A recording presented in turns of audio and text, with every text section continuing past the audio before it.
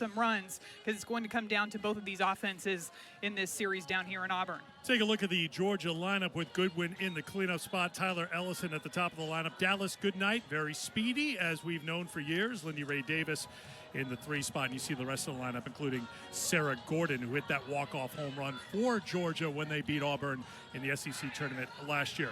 In the circle for Auburn here tonight, it's Haley Rainey. Haley Rainey coming into this ball game is going to primarily work her pitches in the lower half of the zone. So she's going to induce a lot of those ground ball outs, really rely on her defense behind her. But Auburn is looking for a solid start out of her today, trying to limit those free passes, pitching to contact, and letting her defense work behind her. Rainey and her Auburn teammates played a midweek doubleheader. They split against UAB, winning game 1, losing game 2. 4-3 against the Georgia team that won their midweek against USC Upstate. Took 9 innings to do it, and it ended a 5-game losing streak. First pitch comes at 5:02 Central Time. 68 degrees and sunshine. There are some pop-up light showers in the area, but so far so good here at Auburn on a beautiful Friday evening. Ball 2 to Tyler Ellison. Ellison at .333 on the season, 6 home runs and 20 runs batted in.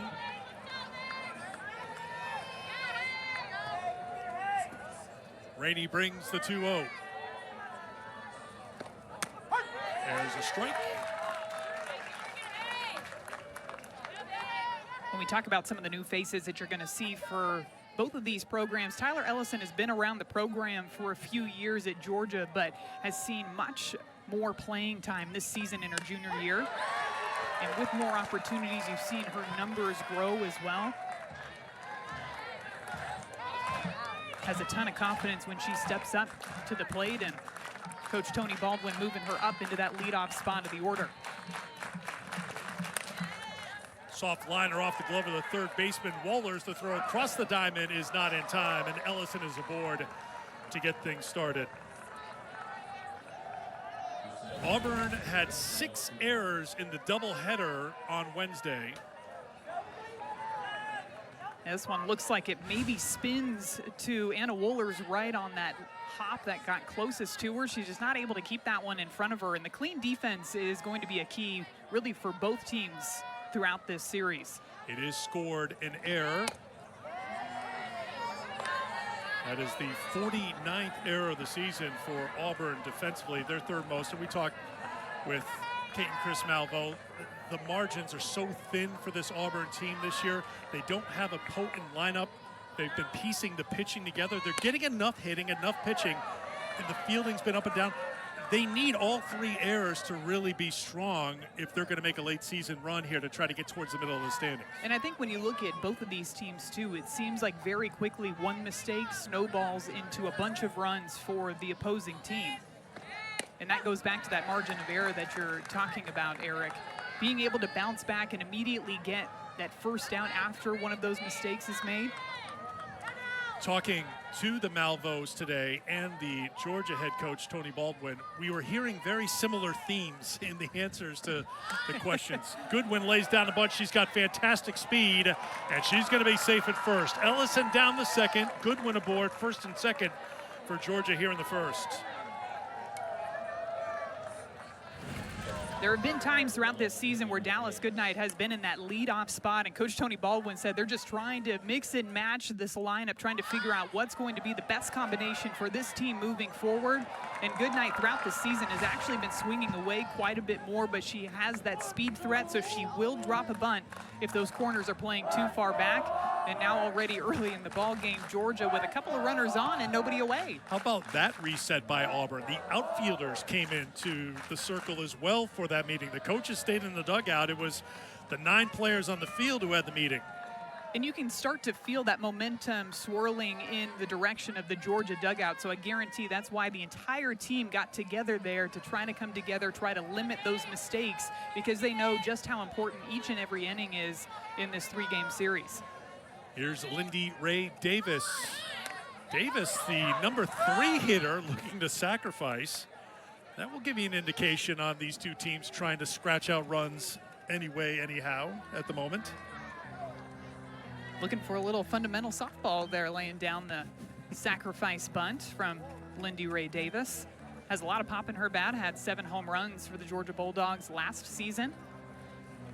And Riker Chasen, the pitching coach for Auburn, will go out to the circle. This will be a less attended conversation. It will just be Chasen and his battery while the infielders gather around co-head coach Kate Malveaux for just a split second.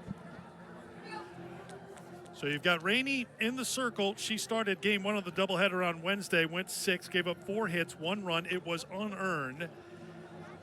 Walked 1 and struck out 1. I talked about the errors. 6 in that doubleheader on Wednesday. 2 in the Kentucky series. That was a series win for Auburn.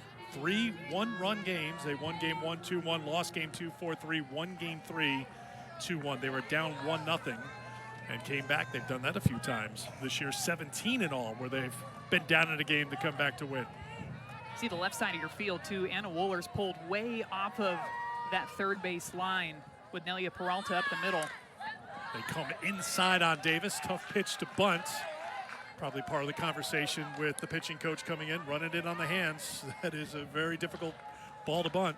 And especially with the way that the infield shaded, too, it's almost like they're trying to get Lindy Ray Davis to hit the ball over onto the pull side.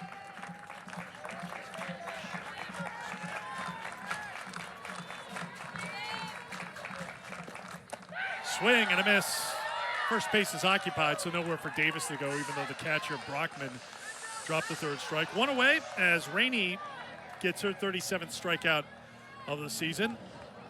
And that will beat up the cleanup hitter for Georgia. They call her Shorty. You can see why, but there's a lot of pop in Shorty's bat. Jaden Goodwin.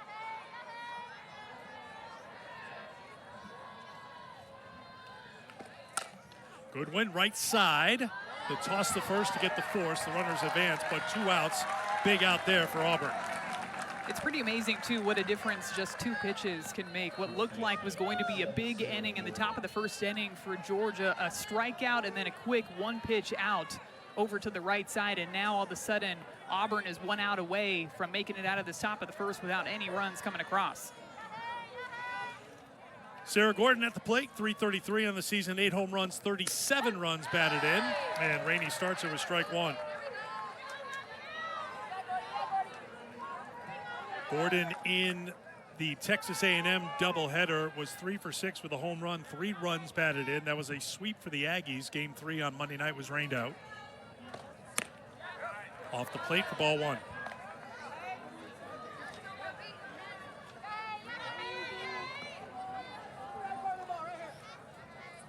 '29th appearance of the season for Haley Rainey, her 18th start.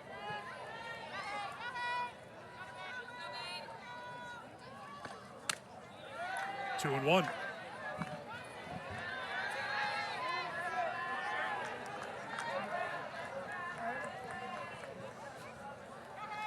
Rainey pitched at Cal State Fullerton before coming to Auburn this season.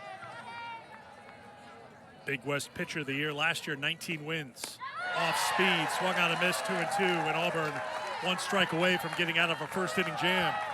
I have a feeling throughout the day's ball game that we're going to see a lot of change-ups coming from both Auburn's pitching staff and Georgia's pitching staff.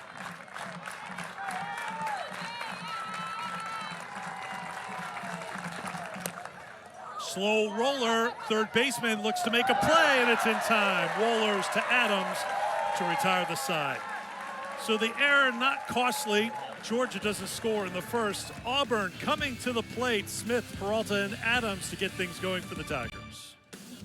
So far between Georgia and Auburn, first game of this 3-game weekend series, getting everybody going for another big weekend in the SEC. And take a look at the lineup for the Tigers. Smith, Peralta, and Adams, as I mentioned, at the top of the order. Isis Tresvik in the cleanup spot for the second straight game. And Anna Wohlers looking to get on track for Auburn. Leads the team with 27 RBIs, looking in the last 5 games. Does have 3 hits in the last 5 games. Looking to see if she can spark that bottom half of the order for Auburn today.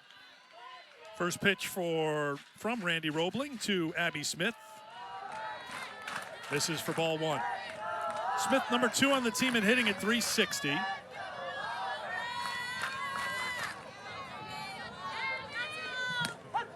It's in there for a strike. It's 1-1.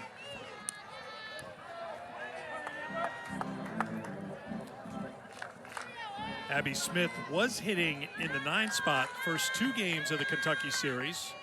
Hit leadoff in game 3, had 3 hits in the series, scored a couple of runs, and here she is back at the top of the lineup for the Tigers. Seen both of these teams throughout the first half of the season moving around the batting order a little bit, trying to figure out the best combination. For Auburn, they've seen Isis Tresvik in that leadoff spot, now Abby Smith. Slap to Williams at third, tough throw, and it's knocked out of the gloves of the first baseman. And Abby Smith is safe at first. Off the bat, this looks like it's going to be a routine out over to third base. Williams gets a good jump on this ball, throws it over to first base. And it looks like because that throw actually had Sarah Gordon with her glove back behind her, like she had to reach behind her to make that catch.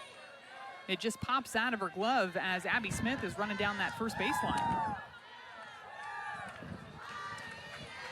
Randy Roebling in the circle, sophomore from California, a lefty, which you have to be prepared for when you're taking on Georgia because their co-aces are both lefties. Between Randy Roebling and Lily Backus, you're going to see majority of the lefty pitchers from this Georgia pitching staff. But from Randy Roebling today, you're going to see her work all 4 quadrants of the strike zone. She does like to work both up and down in the zone. She's got that rise, has that drop, and she will work in a changeup as well. She's been somebody that has come on really strong this season for the Georgia Bulldogs. Falling behind here 2-0. See what she throws to Nelia Peralta in this hitter's count. Yeah, sorry, Maddie. Abby Smith reached on an error. Peralta lifts it up. It is a little breezy here. All the wind's down at the moment. It's going to bring it out towards right center field. Shallow right center field. Put away by Paisley Allen. First out of the first. Peralta aggressive on that hitter's count, trying to go after something that she could hit out of the ballpark and gets just a little bit too far underneath. Would look like that curveball working in on her. Bring up the freshman from Liberty, Indiana, Anna Lee Adams, who has been their most consistent player, especially when it comes to hitting for Auburn, leading the team at 398. Take strike 1.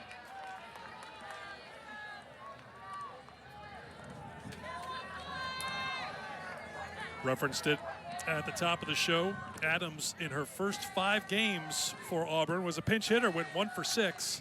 But she has been thriving as a starter for the Tigers. 1-1. Coach Malveaux said that she is one of the hardest workers on this team. Even after the game, they'll find her in the batting cages, continuing to work on her swing. Always wants to watch more film.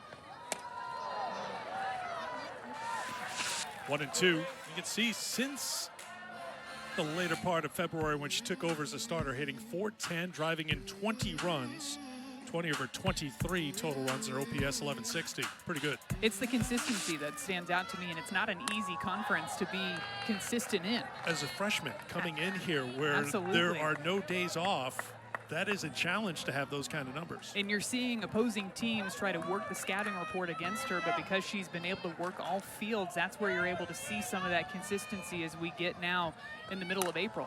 This one is hit deep to left center field. It is back, and it is gone. The freshman does it again. Home run number 9 on the season for Anna Lee Adams. 2-0 Tigers.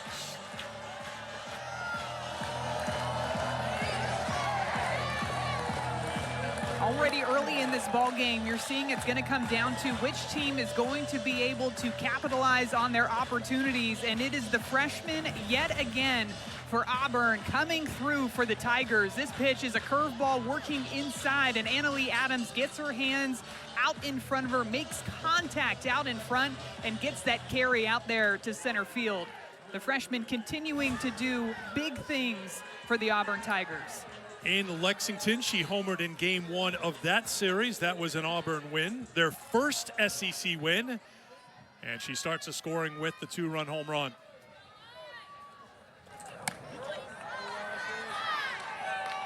Here's Isis Tresvik, cleanup hitter at 300 on the season. She is now tied for second on the team with 8 home runs because Adams just took the lead with her 9th.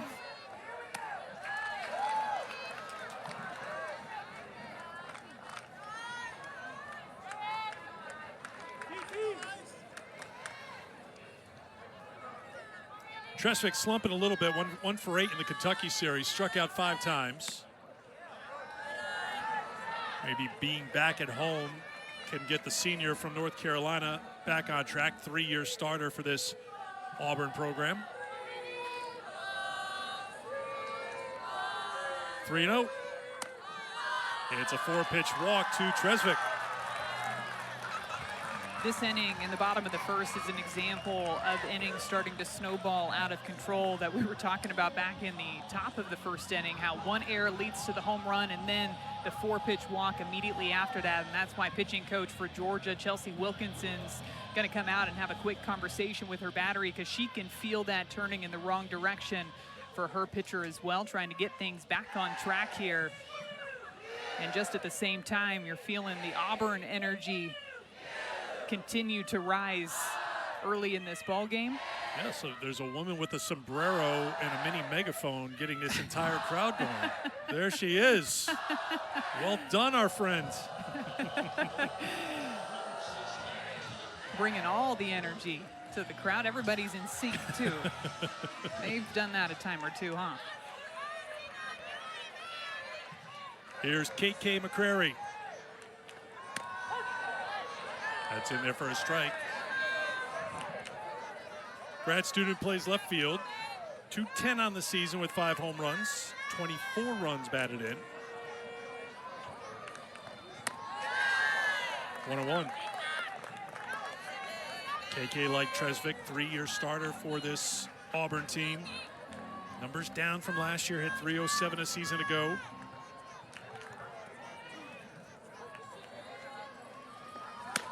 Up and in, 2-1.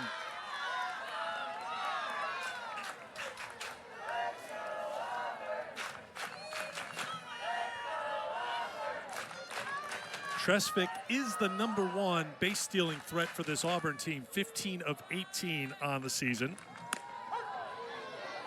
2-2.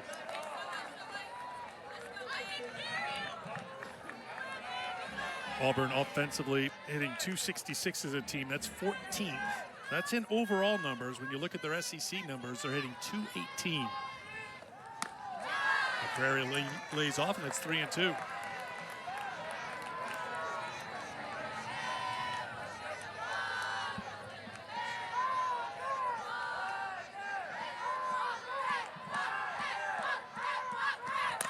There goes Tresvik, ground ball up the middle, trying to get it on the second for the force, not in time. The throw to first, not in time.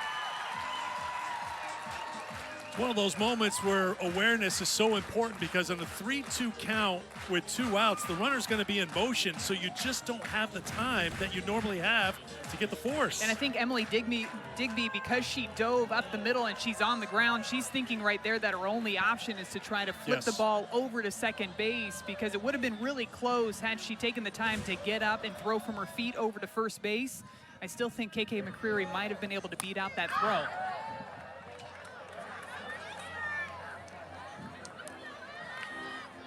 There is Emily, who was first base last year. Natural position is shortstop. It's an infield hit for McCrary. 2 on with 2 out for Anna Wohlers. Such a tough play, too, because your instincts are to just go to the closest base, especially when you've got 1 out. You're trying to get the lead runner. And it almost looked like maybe it wasn't completely in her glove, too. She was trying to do the flip almost as she was in the act of diving up the middle. That's hammered foul.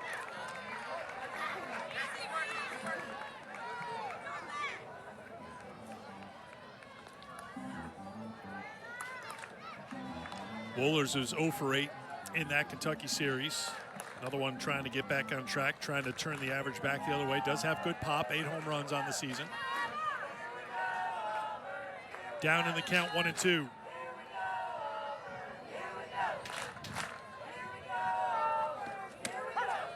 Called strike 3. Rolling gets the strikeout, but 2 runs on the board for Auburn in the first. Oh, hang on a second. Well, that's just 2 outs. You can stop me anytime you want, Madison. 2 outs right here for the strikeout looking on Wohlers. It looked like this pitch was supposed to be even further outside where Marissa Miller was set up back behind the plate. Ends up pretty much going right down the middle and catches Anna Wohlers looking for out number 2.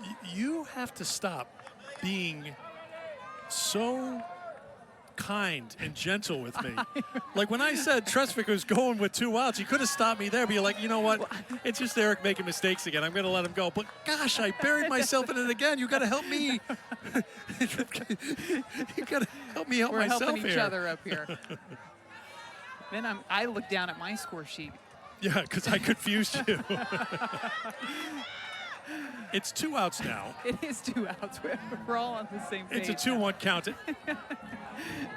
We got it. Leck, the senior. DP spot here tonight. That's a swing and a miss, and it's 2-2.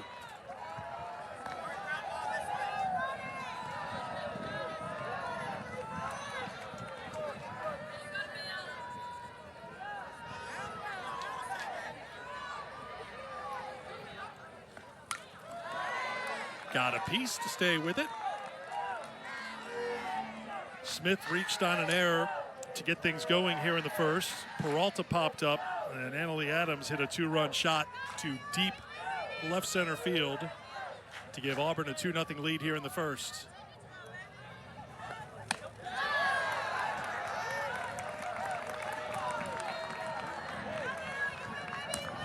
I'm fairly confident now. It's 3-2 with 2 outs. The runners will be in motion. Here we go. There they go. Popped up out of play. Don't worry, we're going to do it again. What's that? 3-2. Then I'll make a mistake? 2 outs. No. Foul ball, 3-2, 2 outs. Seeing that pitch count for Randy Rolling really start to go up here in the bottom of the first inning, too.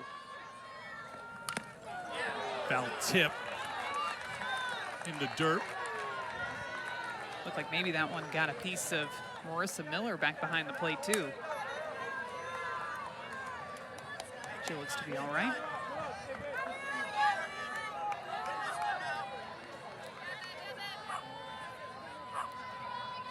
Payoff pitch again to Leck. Comes inside, and she'll take her base. Bases loaded with 2 outs.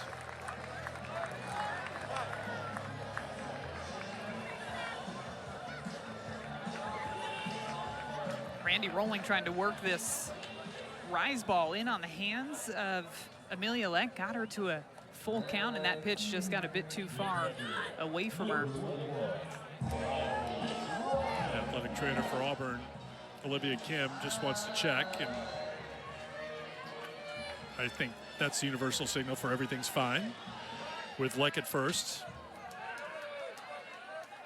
11th time she's been hit by a pitch. Here's the number 8 hitter, Kylie Brockman.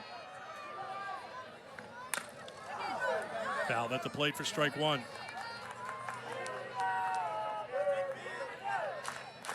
Brockman at 197 on the season, has a couple of home runs.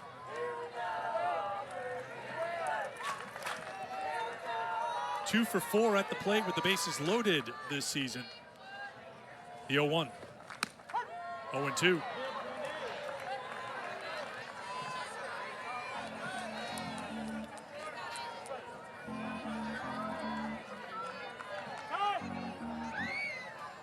.39th pitch of the inning for Rolling. We'll need a 40th.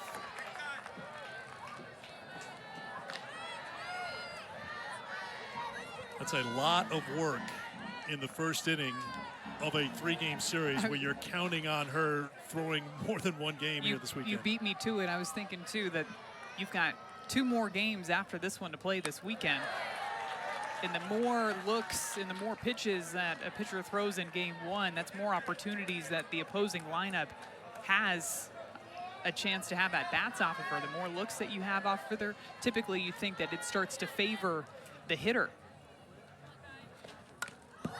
That one got the knob of the bat, foul ball.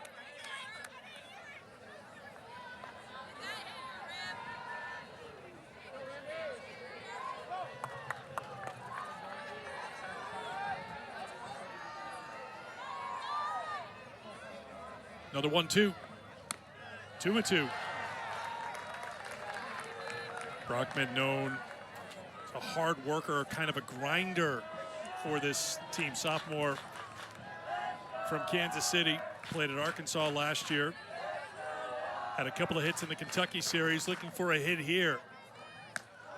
Upstairs goes rolling to get the strikeout to retire the side, but 8 came to the plate for Auburn in the first, highlighted by the Adams 2-run home run, and the Tigers are up 2-0 after 1.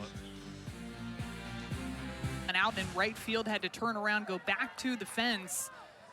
And Emily Digby is able to dive in safely over at second base. A really good week so far for Emily. Had a double and a home run in their midweek game against UFC Upstate. And now already a double to start off this ball game in the top of the second. 7th double of the year for the sophomore. Here's Marissa Miller.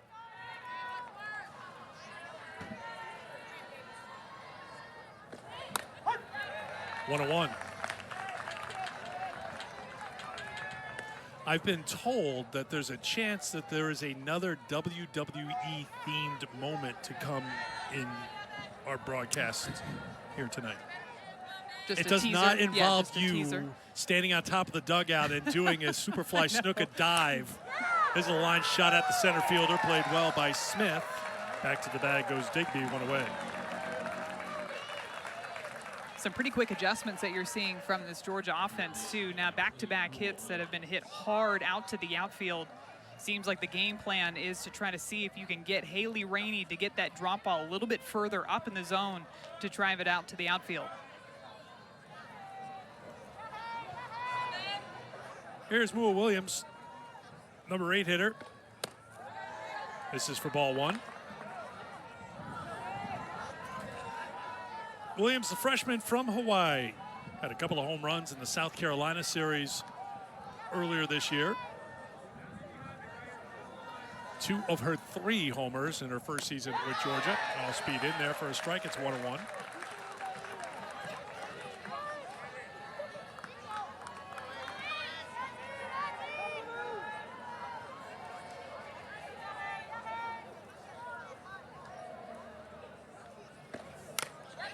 Fouled off. I think as this series unfolds, Madison, you'll see primarily 2 pitchers for each team. You'll see S.J. Guerin quite a bit for Auburn. She's been used primarily in relief. Rainey appeared in all 3 games of that Kentucky series, made a couple of starts. Guerin has been effective following her for the most part.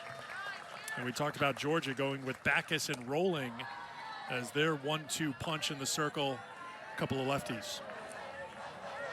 Lefties on both sides of the field, and for Auburn in their pitching staff, you can see Coach Tony Baldwin talking to his hitters about the adjustments that they need to make. Coach Kate Malveaux said she really likes how her pitchers complement each other in the circle. Already seeing what Haley Rainey can bring out there with the drop balls and the change-ups, and Coach Tony Baldwin always working with his offense in the dugout. You're going to see him constantly talking to his batters about what he's seeing and what sort of swing adjustments he wants them to make throughout the ball game. Just getting a piece is Williams to stay alive.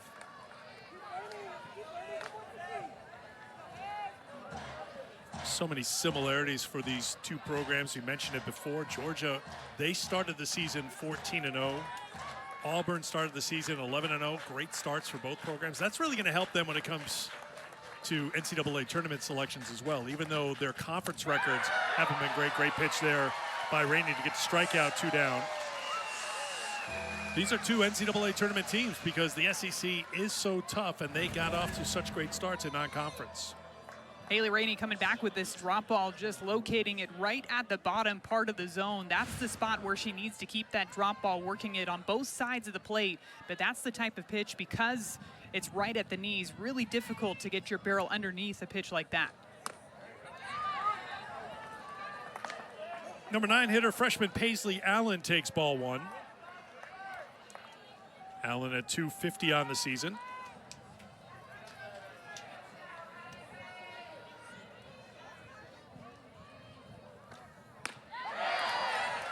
One and one. Allen has 1 home run on the season. Pretty memorable one. Came at the Rhodes House against Alabama. Always remember your first home run. Waits on it, sends it out the right field. Long way for Tresvik to go. Can't get there, and it's 1-2. Where was your first collegiate home run? Did we talk about this before? Stetson. Stetson. Yes. Stetson was my first career home Tape run. Measure shot. Yeah, you know what? feet, I'm going to tell wind you. Yeah, blowing in. at 450 at least. In reality, it was one of those where got a little bit jammed up on it, and it found its way like, here's out what of I the would ballpark. say. Even though you got jammed, you had It still such made it. great natural power that I you don't know could. about that. 2-2.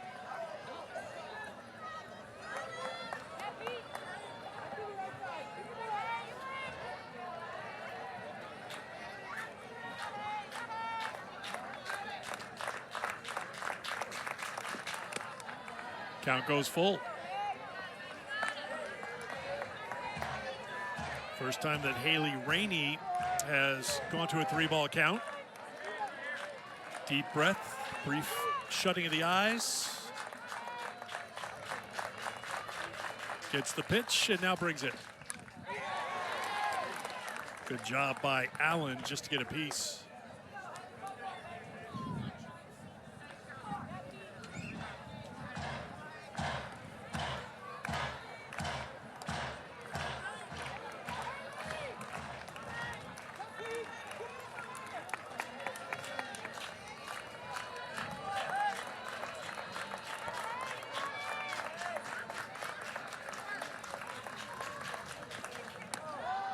That misses for ball 4. The number 9 hitter walks, and it'll get us back to the top of the lineup for Ellison.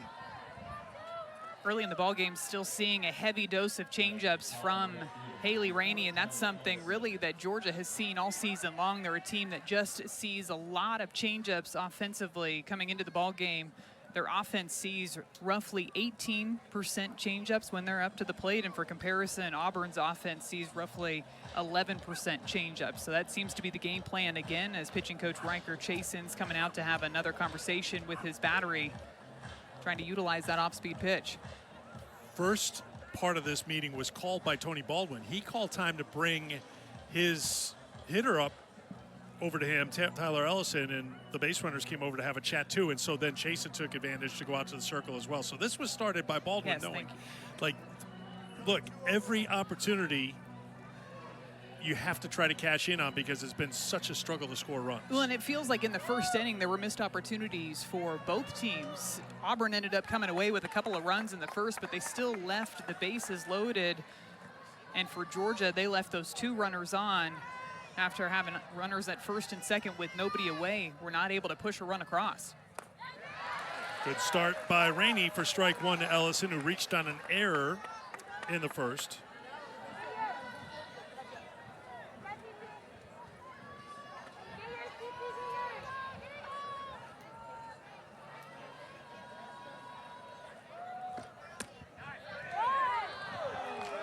One.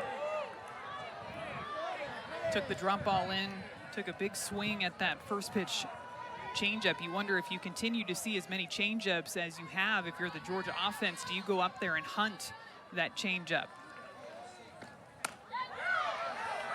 Misses for ball 2, 2-1.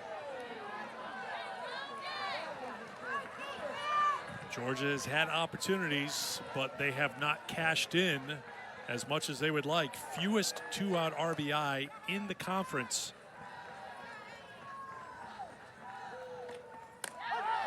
There's a strike, and it's 2-2.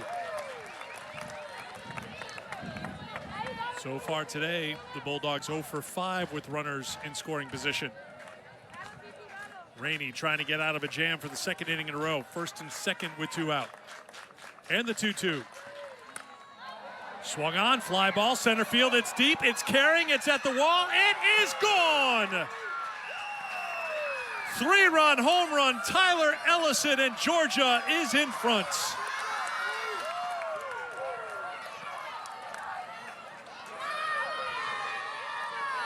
That at-bat by Tyler Ellison is a prime example of adjusting to what the pitcher is giving you within your individual at-bat. She started off that at-bat with the changeup. She swung and missed well out in front. The second strike was another changeup that she watched go by. She gets into a 2-strike count. She sees another changeup, and she goes right after it on the outside corner and drives it out over that center field wall for the big 3-run shot to put the Georgia Bulldogs on top. Abby Smith was tracking it but ran out of room. So the home run for Ellison, that's her 7th of the season, now has 23 runs batted in. We showed you the number before, how Georgia had struggled to find those 2-out RBI. Well, on a 2-2 pitch, Ellison came through with 2 outs to put Georgia in front 3-2.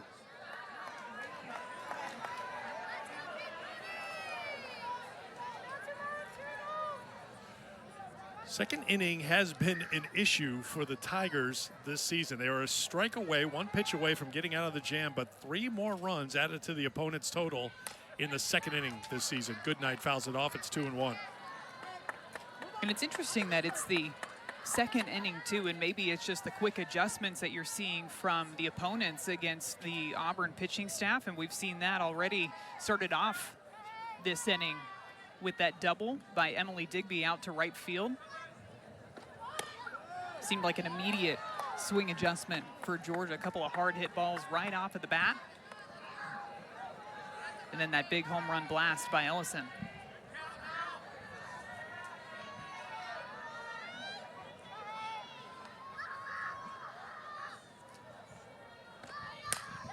Goodnight slaps it foul ground, and it will get down, and the count will go full 3-2.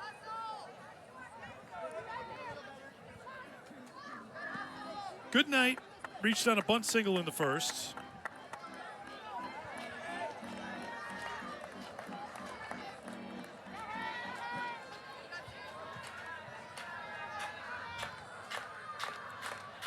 "3-2 from Rainey. Gets the strikeout, and that will end the inning, but not before Georgia put 3 on the board. And the Bulldogs up by 1 after 1.5 here at Auburn. On both sides of the field compared to some of the veterans that were on both of those squads. Shelby Lowe in the circle for Auburn, and I think of Maddie Penta, who's in the circle for Auburn as well, and just so many of those clutch players in that Georgia lineup. Jada Kearney, of course, Sydney Kuma, Sarah Mosley, and just look at the length of that game too, 4 hours and 21 minutes. Jaden Fields, all conference players throughout their career at Georgia, and they won that game in those 14 innings. They won 3 elimination games in the regional, ended up losing at the UCLA Super Regional. This one is hit well, left center field, and it is gone. Rose Roach, already 3 home runs in this game, and we're tied at 3.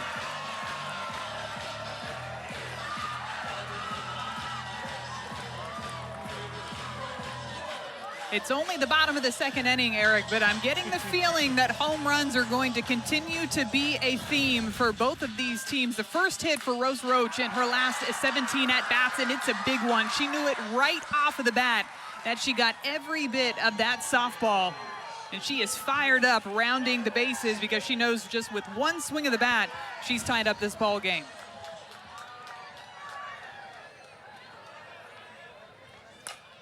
This one is sent out to right, drifting back and putting it away for the outs. 1 away. Second home run for Rose Roach. I think everybody gets a hug.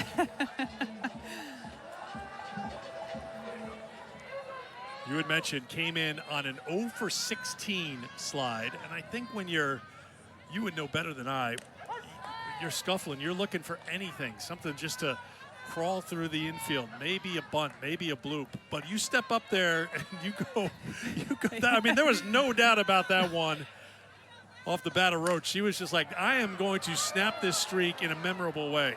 That's going to drop in. I love how foul she knew ground. it too right off of the bat.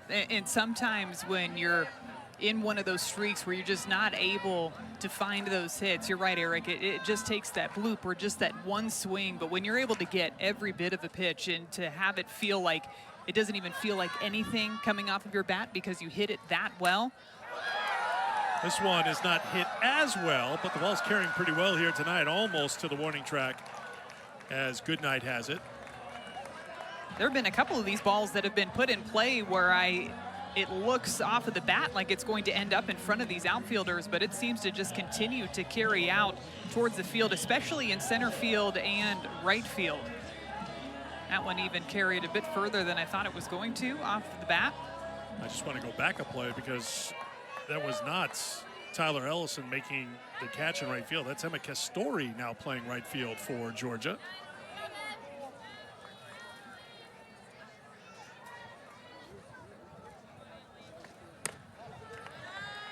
Ball 1 to Adams, who hit her 9th home run of the season, her first time, a 2-run shot in the first.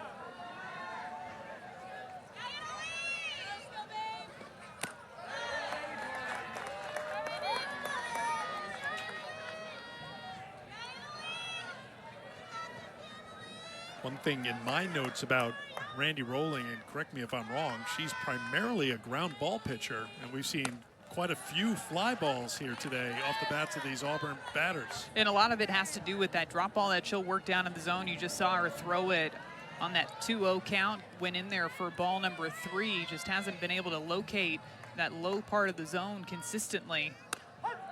There's a strike, 3-1 now to Adams. And because of that, she's had to go to that curveball, has had to go to that rise ball. We'll see she continues to mix in more of those down pitches just because of the way that Auburn has been swinging the bat. That's in there for strike 2, 3-2 to Adams.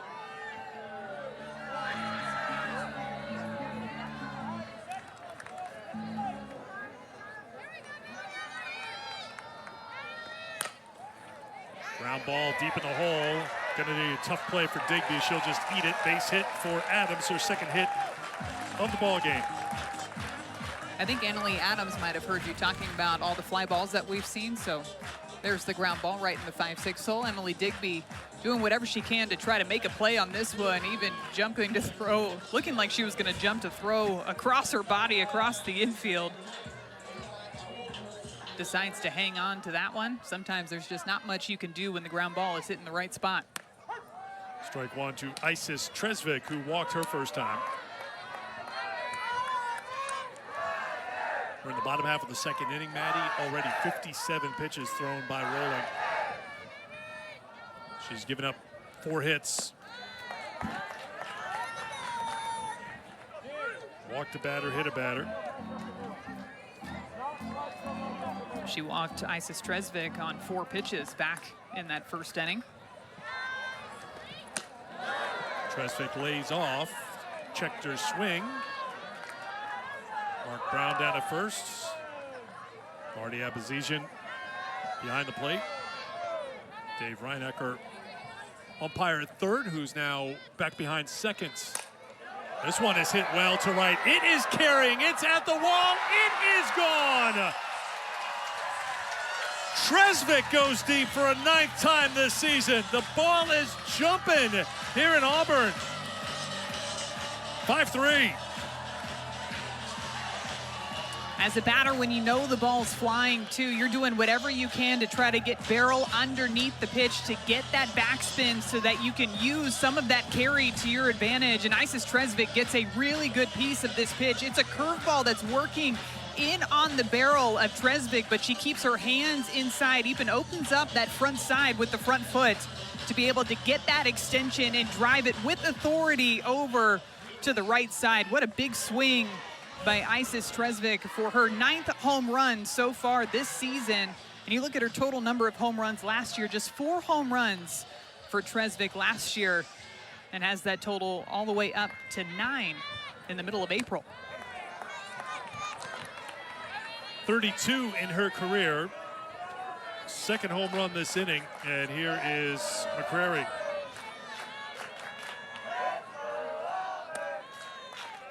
Two and 0.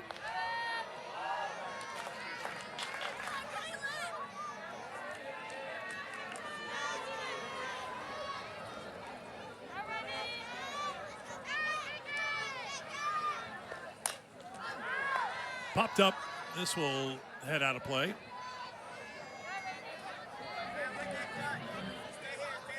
Home run improvement last year to this year. Last season, 45 home runs for the team in 2024. This year, that total number all the way up to 47 home runs.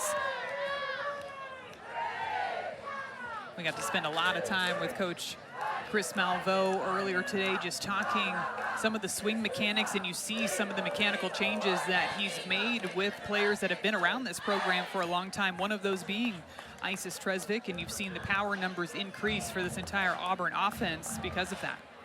Tony Baldwin heading out to have a conversation with Randy Rolling.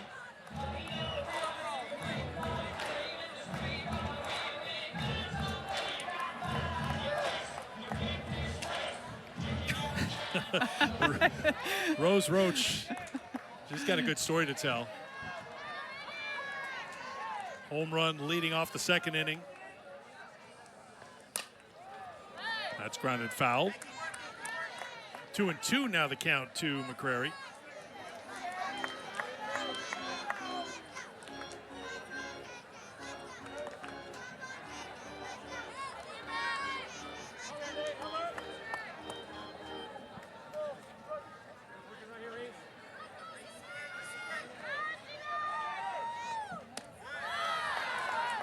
Full count.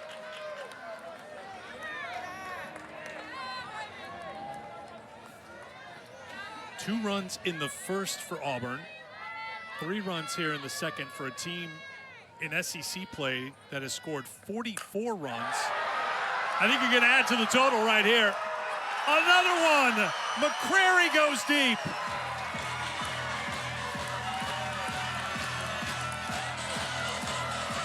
Back-to-back jacks for the Tigers.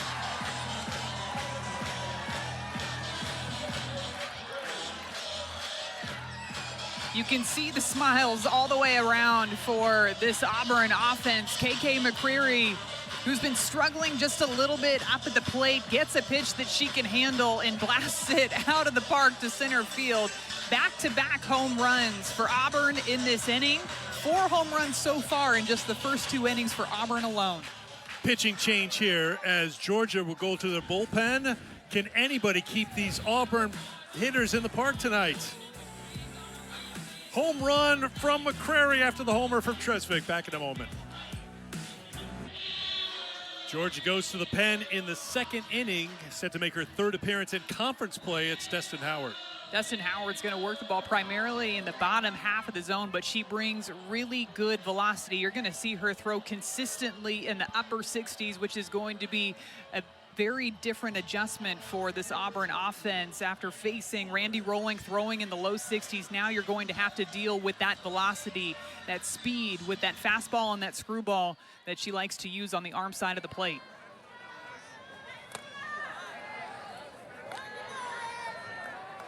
First batter she faces is Anna Wohlers, who struck out against Rolling.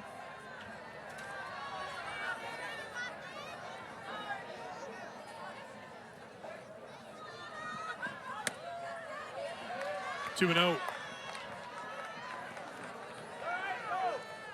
Howard went 2 1/3 against Texas A&M last weekend in Athens. Gave up a couple of hits, a couple of earned runs.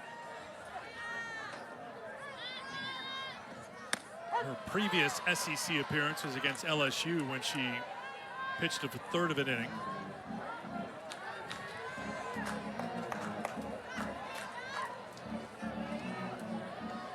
Appearances last year as a sophomore. Making her 8th appearance of the season here today. That's grounded to the right side. And no one's covering the bag. Breakdown by Georgia. Sarah Gordon had it. Allen was watching her. No one was on the bag. And Wohlers is aboard safely. Slow developing ground ball on the right side to Sarah Gordon, who's playing pretty much even with the first base bag. She gets this one, looks like she's going to have it cleanly, but it hits off of the heel of her glove, and she thinks that Paisley Allen's going to continue running to cover over at first base, and just that slight bit of miscommunication on who's covering first allows another runner to reach base safely. Second error of the game charge to Gordon.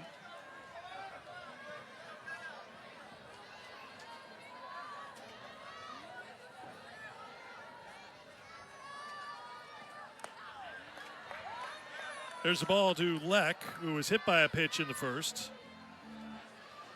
Auburn sent 8 to the plate in the first inning. They've done it again here in the second inning.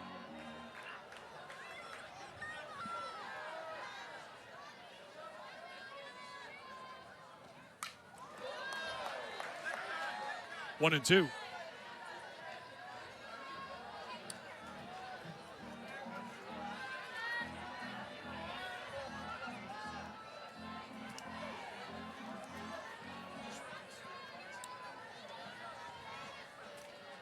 The 1-2 to Leck.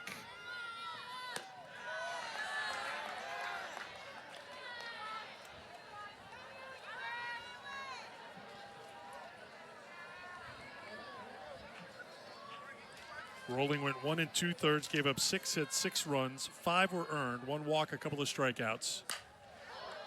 Fly ball to right field. Castori drifting over, and she's got it to retire the side. Not 1, not 2, but 3 home runs in the inning for the Tigers. They have 4 in the game, and they're up 6-3 after 2.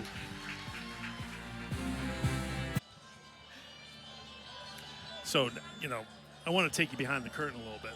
There is a wrestling belt going around, and I wanted him to wear it during the interview, but you baseball and softball people are so weird. You're like, no, I can't do something like that because the softball gods will turn on me in a second if I do anything like that. If it's out of the routine, Yes. it's hard to change that routine. I agree. I'm right there with him. We have seen the belt around, though. We have seen it. It is here at the stadium.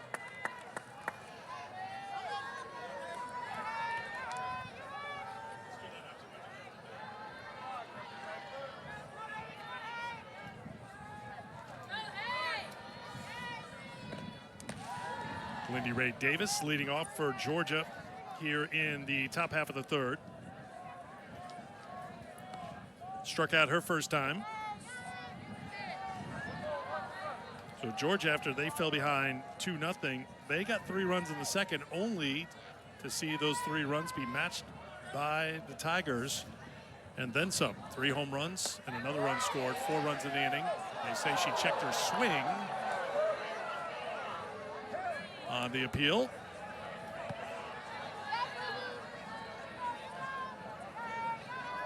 Two and 1 is the count.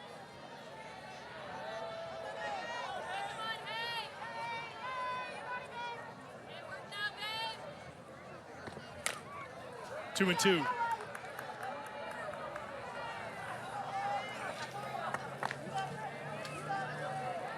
Do you think Captain Obvious would be a good wrestling name? It sounds like that sounds like a professional wrestler who every move would be telegraphed and he'd lose every single match. But you need that in wrestling. Like, you need that to happen. You need guys who are just like, look, I know my role here. If you win, it's a good wrestling name, right? Captain Obvious? Yeah, if you win. I'm saying any wrestling name, if you're the winner, then it's a good it's a good wrestling name. Captain Obvious sounds like a loser wrestling name. You know what I mean? It's just like, it's not going to happen. You're not going to win. That is a ground ball. It's a fair ball right over the bag. Davis is aboard safely. That was close. Davis at first to lead things off here in the third. Watching it live, Eric, I thought that one might have gone foul. An off-speed pitch. Lindy Ray Davis pulls this one to the right side. Very close. The question is does it bounce over first base? It was the plate umpire's call. Looked like it hit the chalk right before first base. That's back up the middle, and it's a base hit. Peralta couldn't knock it down, so back-to-back hits here for Georgia. Looking to answer right back after Auburn scored 4 in the bottom of the second. And a couple of ground balls now that have just found their way into the outfield. Jaden Goodwin getting on top of this drop ball that's tailing away from her. She actually pulls this one a little bit more to the right side of second base. Nelia Peralta having to run a long way from the shortstop position to try to make a play on that one. And similar to what Georgia saw back in the top of the first inning, now 2 runners on board with nobody away. And Sarah Gordon coming to the plate for the Bulldogs.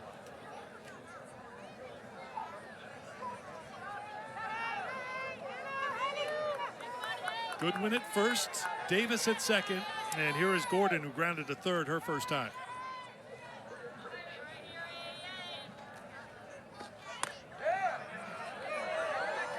Ball 1. We talked earlier about how we got a chance to speak with Coach Malveaux earlier today. Both Coaches Coach Malveaux. Plural. About offense, and we also got to speak with Coach Tony Baldwin before today about offense. That one is a hot shot through the left side. The bases will be loaded with nobody out. 3 straight hits for Georgia. And you're seeing them continue to adjust to what they're seeing from Haley Rainey, and instead of going up there and trying to get underneath these drop balls, they're just hitting them where they're pitched. And now 3 ground ball base hits that have made their way through the infield, and Georgia's continuing this rally in the top of the 3rd.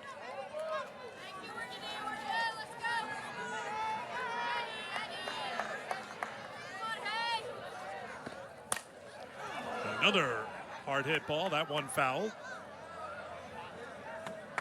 Digby doubled and scored last inning.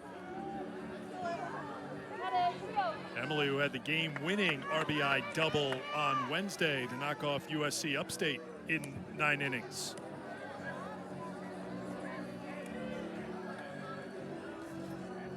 Riker Chasen heading out to the circle to talk things over with Haley Rainey. We've seen Haley Rainey use a lot of those off-speed pitches through the first couple of innings of this ball game, and now all 3 hits so far in this inning have come on that drop ball. I'd imagine that we're going to continue to see more and more of those changeups, going back to see if she can get these hitters to be a little bit more out in front.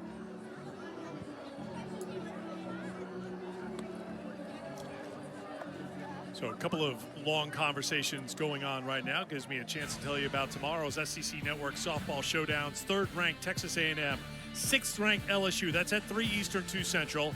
Number 11 South Carolina, number 10 Arkansas, 8 Eastern, 7 Central. Everywhere you look, there are some big series in the SEC. So many good battles between these teams this weekend, and so many things to look for. Star players, too. And who's going to end up coming out on top in each one of those series. 0-2 the count now to Digby. Got ourselves a battle down here in Auburn, and it's just been 2 complete innings heading into the top of the 3rd. A home run battle between these 2 teams. Digby can't get it.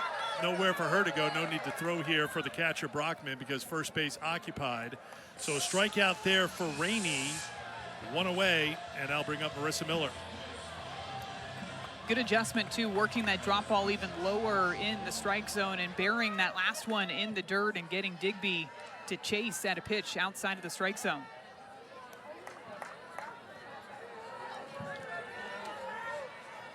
Miller lined out to center her first time. Strike 1.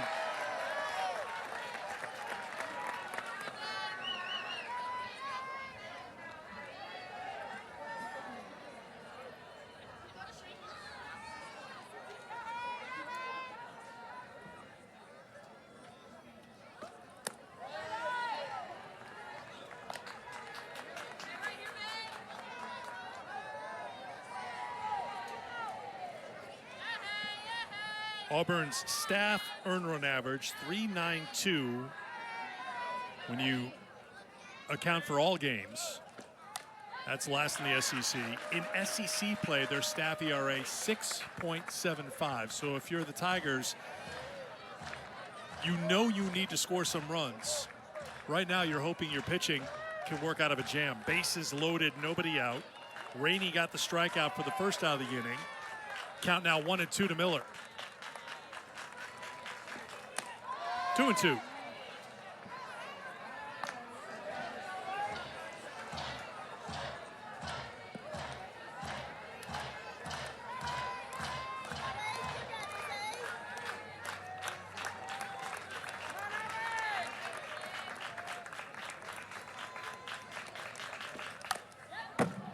Heads up. Nice play by Haley Rainey in the circle, too. Ricocheted off of, looks like a camera. There's a camera on top down of there, the yeah. third base dugout and was hit so hard that it made its way all the way back into the circle. Camera looks to be okay. Another 2-2. Another strikeout. Back-to-back Ks for Rainey, 2 down. That gives her 5 so far tonight. Sticking with that drop ball, too. This one, she just works further and further away. It's another swing at a pitch that's outside of the strike zone. You can see the emotion from Haley Rainey, knowing just how big those back-to-back strikeouts are.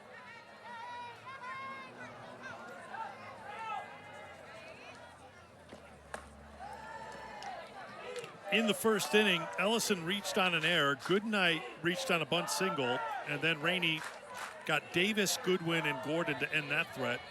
Second inning, after the leadoff double by Digby, she got Miller and Williams, but then a walk to Allen led to the Ellison 2-out home run on a 2-2 pitch, so she couldn't get out of that jam.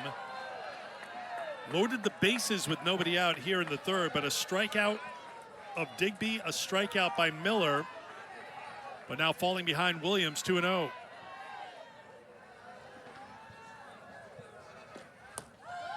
(3-0). Davis at third. Doesn't have great speed, so she'll hold down there. As it got away from the catcher, Brockman.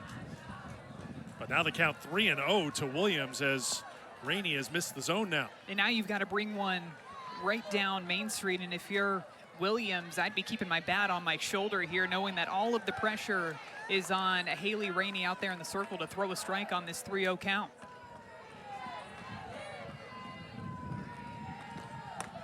There's the strike, now 3-1. I'd almost be tempted to take 2 strikes in a row unless that pitch was just right where I was looking for.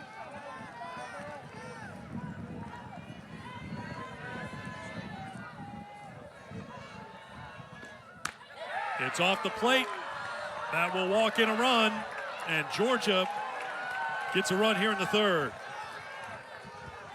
Just when it looked like Auburn was going to get out of this inning without a run coming across after those back-to-back-to-back base hits to start things off, a walk to the freshman in this Georgia lineup pushes another run across for the Bulldogs. First time through the order against Haley Rainey, 2 hits, and second time through the order, 4 hits against her. Ball 1 to Allen, who walked and scored last inning.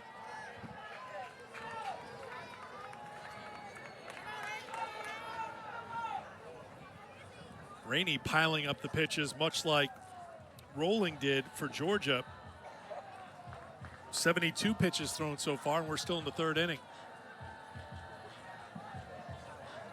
30 of those 72 pitches have gone in for balls as well, and I think that's why we've seen so many full counts, so many deep counts, really on both sides for both teams in this ball game. Quite a few foul balls too, but a lot of those balls being thrown are well outside of the strike zone too. You want those to be a little bit closer, more competitive pitches that are outside of the zone.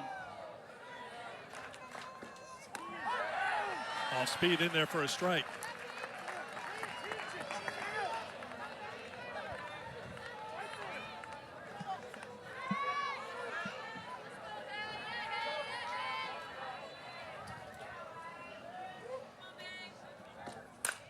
Ground ball through the right side, a base hit. 1 run is in. Runner being held wisely at third because Isis Tresvik has an absolute rocket of an arm in right field. But Georgia scores another one to make it 6-5. Allen, the number 9 hitter, coming through. The infield for Auburn, too, was shaded towards the left side of the field. Paisley Allen getting a really good piece of this drop ball that's right about belt high, driving it the other way. And look at this throw by Isis Tresvik from right field, right on the money to Kylie Brockman back behind home plate. You can see the respect that the Georgia coaching staff has for the arm that Isis Tresvik has out there in right field, not even taking a chance to run on her arm.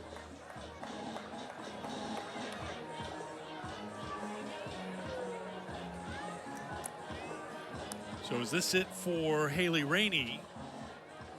I believe it is, as S.J. Guerin will come into the game now for the Tigers. Guerin's been really good this season, and this is where she's been at her best in relief for this Auburn team. So she'll come on in a jam here, 6-5 in the third at Auburn.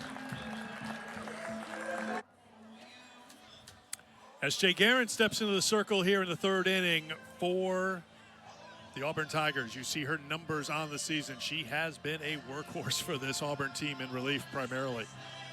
Yeah, she seems to thrive in that role coming in the middle of a ball game, and she likes to rely on that changeup that she will throw in any count. That is the pitch. That is the key to her success out there in the circle, is being able to keep batters off balance up at the plate. She does have a curveball that she'll throw in there along with a rise ball.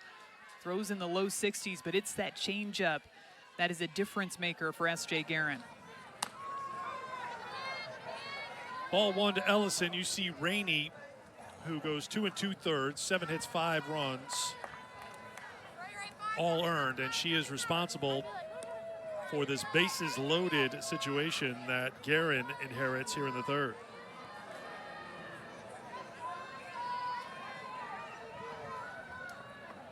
One and 0 to Ellison. So she came out defensively. You know you need that bat in the lineup because this is what she did in her last at-bat. And this is off of a changeup, too, a 2-strike changeup that she was able to read and adjust to as that pitch was on its way to her. A great swing for Tyler Ellison with that home run to get the scoring started for the Georgia Bulldogs.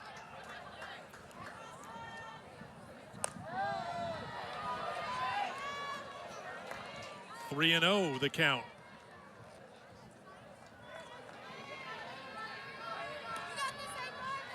Change behind the plate as Aubrey Lisenby, the senior from Huntsville, now catching, replacing Brockman.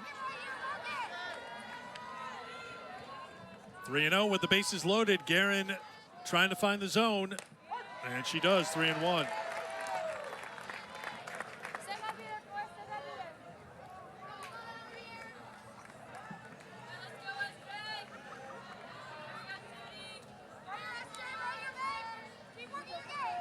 Ellison reached on an error in the first, hit her 7th home run of the season on a 2-2 pitch, 3-run shot in the second. Takes a strike, it's 3-2.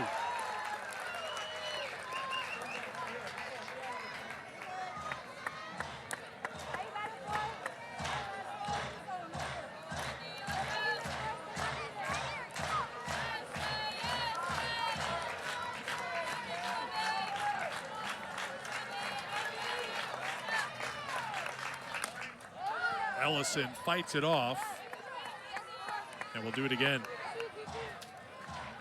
Guerin pitched in all 3 games in the Kentucky series in Lexington and had all 3 decisions, all in relief.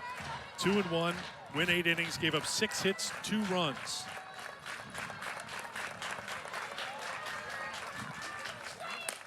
This is slapped out to right. He'll get down for a base hit.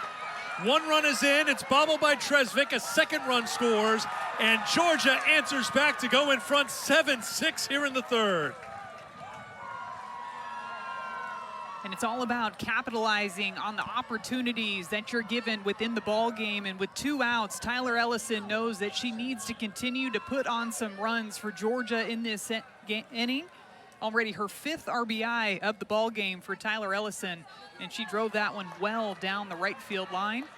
And Georgia is back ahead in this ball game. Goodnight looks to bunt, and it will roll foul. In our pregame conversation, didn't we talk about part of what was happening with these two teams, that they were struggling to score? Was that, I said that, right? That was me, not you. Wow. 13 combined runs already, and we're in the top half of the third inning. And I think, too, when you look at especially the SEC games for both of these teams, there's a lot of one-run and two-run losses in there for both teams. And a lot of games feels like it was maybe just that one timely hit away from coming out with a win. This one's trending to be a 14-13 final, just saying. The one run is certainly in play. Look at the scoreboard right now, but it just... It just feels like both teams, with the wind when it's blowing out. We've seen the long ball here tonight. And we've really seen how both teams have just extended innings. Ninth hitter of the inning here as Goodnight slaps it to third. Long throw, good runner. I think it got there in time. No. Goodnight is safe. We'll see if this will be challenged by Auburn. I'd be shocked if it isn't challenged. Yes, and here's Chris Malveaux saying, we want to challenge this, so we'll go to video review. For the moment, it's an RBI single for Dallas Goodnight, who has good speed. Ruling on the field was the runner was safe at first base. Auburn is challenging that call. Previous plays under further review. So go up the road to Birmingham for video review here. We'll get our first look at it. Dallas Goodnight swinging away, hits this ground ball over to the left side. Let's see if her foot touches the base. When we were watching it live, Eric, I thought that the throw got there in time. This may be one, Madison, where Hawkeye technology, the high frame rate video that they're using in the replay center, that really takes away that little blur that you see when you're trying to break things down frame by frame, could come in handy. And these plays are so close, especially at first base, and you're looking for that glove to start to close around that softball when the first baseman's receiving it. Looks like she's out. What a great look. There's that Hawkeye look from the SEC video review look. This is what they're looking at right now. You can see the heel there. It is not on the base. Now, even though with the stretch there by Adams, you can see the ball entering the webbing. What is the determining factor, Madison, for the ball being secured by the first baseman? They're looking for that glove to start to close around the softball. And in my opinion, when we're even looking at that view, it looks like her glove is already starting to close around the ball. After review, the ruling on the field has been changed. The runner's out at first base. That is Auburn's first challenge of the ball game. And you saw on that replay with that Hawkeye look. Good challenge by Malveaux. And that ends the inning. But Georgia answers back. Wild one here on a Friday night at Auburn. 7-6. For future sumo wrestling. Are there more battles that we're going to see? I hope so, yes. The previous battles have not been exhilarating. They need to work up to something more memorable. We see you.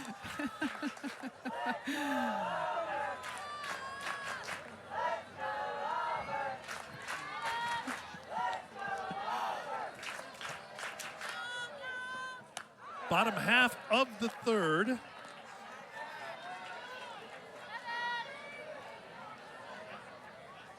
it's been a wild one so far.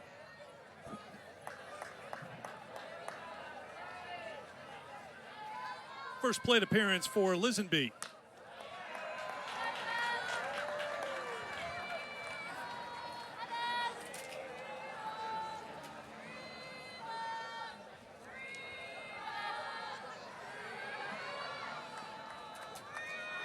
.30 from Destin Howard, and it's a 4-pitch walk.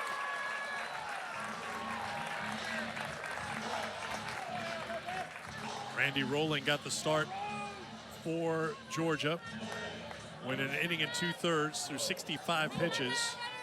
Gave up 5 earned runs.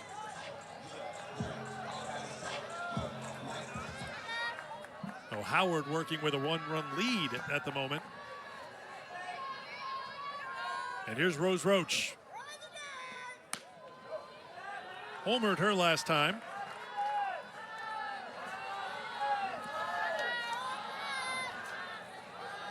Memorable way to snap an 0 for 16 streak at the plate.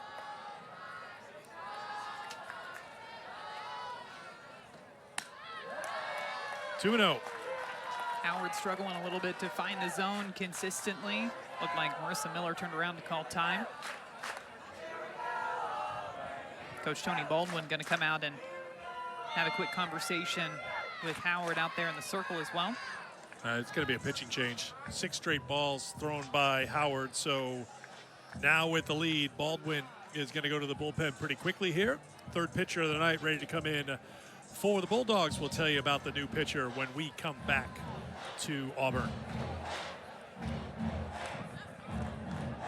Gibson. Another pitcher in this ball game that likes to use their changeup, or changeup is their go-to pitch. She does have a curveball, a drop ball, and a rise ball that she'll work in there as well, but that changeup is her swing and miss pitch. 23 of her 32 strikeouts so far this season have come with that changeup. She inherits a 2-0 count and starts with a strike to Roach.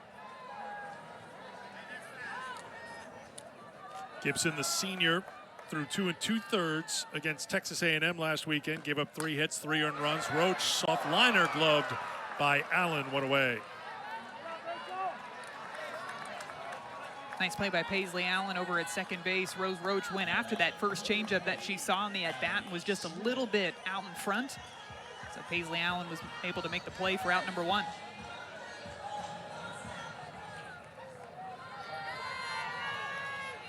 Top of the order for Abby Smith.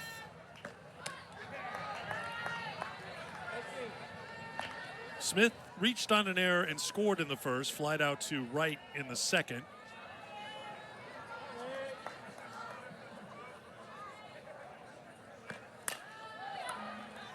Fouled off, it's 1-1.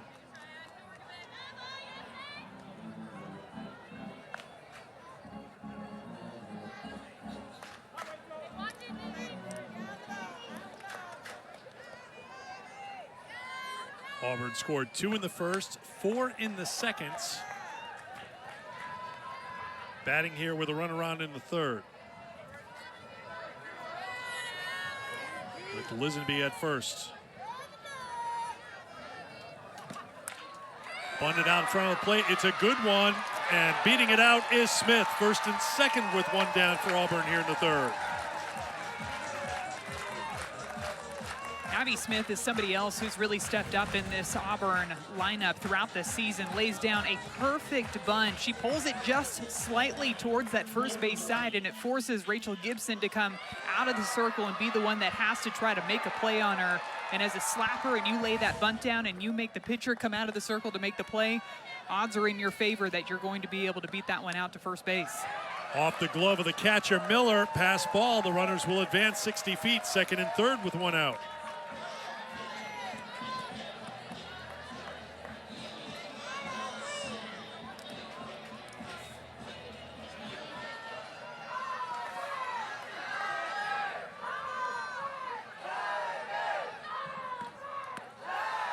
Two 2-0 to Peralta.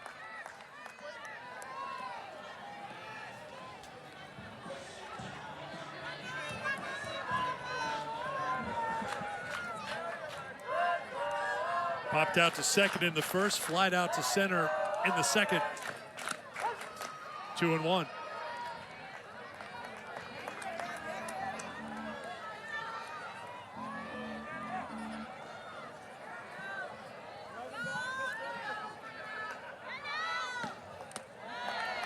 Three and 1.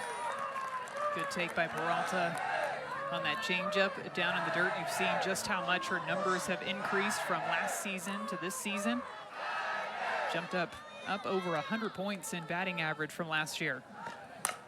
Ground ball to the shortstop. Digby will come to the plate. They've got the runner held up between third and home. The runner from second has already made her way over to third base, so they get the tag of Lisenby at the plate. Taking second base is Peralta.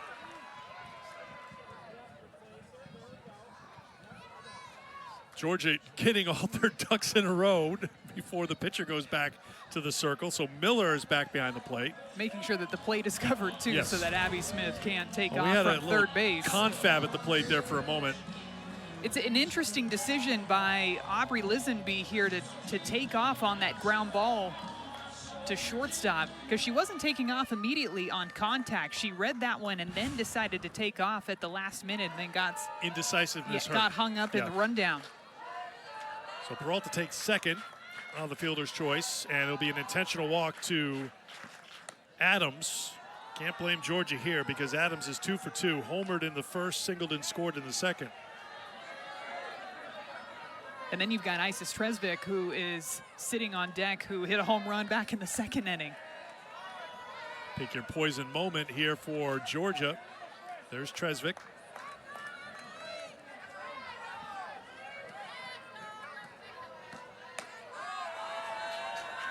Some respect here for a freshman getting intentionally walked to face the cleanup hitter Tresvik. Just shows you how consistent that she's been since she's been put in the top half of the lineup. And as you mentioned earlier, Eric started off the season more in a pinch hitting role, but just was having such quality competitive at-bats that Coach Chris and Kate Malveaux had to put her into the lineup, and she has just excelled for this Auburn Tigers team.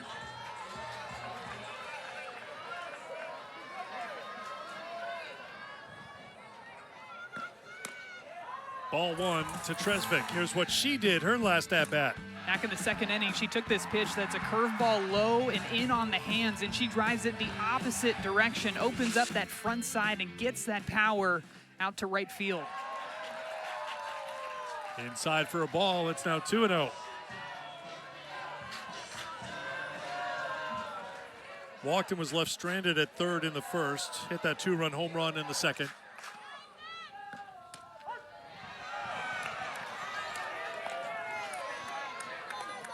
Big jump in power numbers this season for Isis Tresvik, along with those mechanical changes that she's made in her swing. Called a strike, it's 2-2. It's a good take there too, because that's a well-located changeup on the outer part of the plate. Not something that you want to go after in a hitter's count, especially with the bases loaded. Swung on and missed.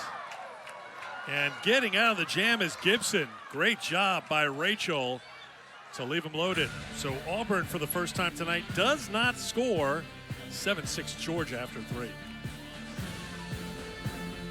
Players, all conference players who just dominated that Georgia lineup, not just last year, Maddie, but for years in Athens, that there was going to be a big transition this year. Lindy Ray Davis, one of those returning players, takes ball 1. And you see teams across the country go through transitions where they graduate a large senior class that's played so many games for them throughout their careers, and it just opens up opportunity for whether that's freshmen or transfers coming in, or even players that have been in the program for several years, just getting more opportunities. 2-0 the count now to Davis. I think you can look at this Georgia team and say they needed time to develop and figure things out, because not only were they young, you had players, you have a new shortstop who was playing first base last year. That's not an easy fix, as you know. So this was going to be a team that was going to be better at the end of the year, but there was going to be a lot of bumps and a lot of bumpy moments throughout the season. It's a lot of those situational conversations too, that situations that don't come up until you get into season and you get into the ball game, and that's where you can talk through some of those situational decisions, whether it maybe is a base running decision or something defensively, but also too executing a game plan and going up there and hunting a specific pitch. Coach Tony Baldwin going over there to have a quick chat with assistant coach Mike Davenport, coaching third base. 4-pitch walk to Davis. So Georgia with the 1-run lead. They've got the leadoff aboard for the 4th inning in a row.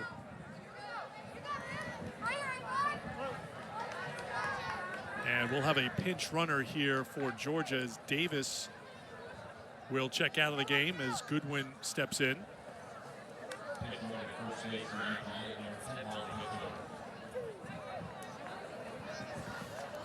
So Molly Mitchell on the run.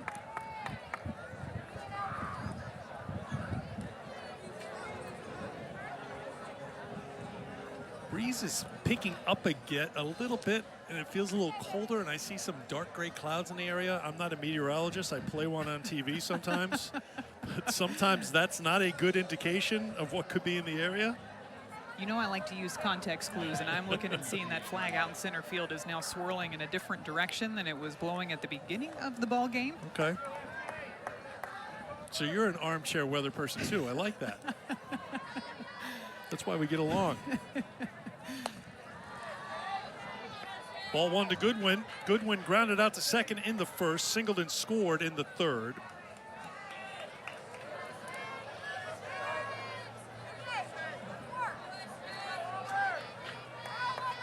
Jaden homered last weekend at home against Texas A&M.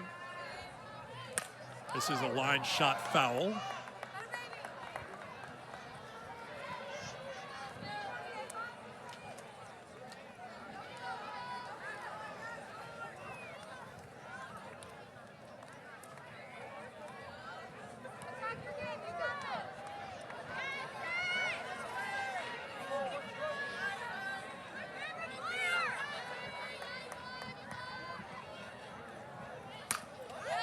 Another one out of play.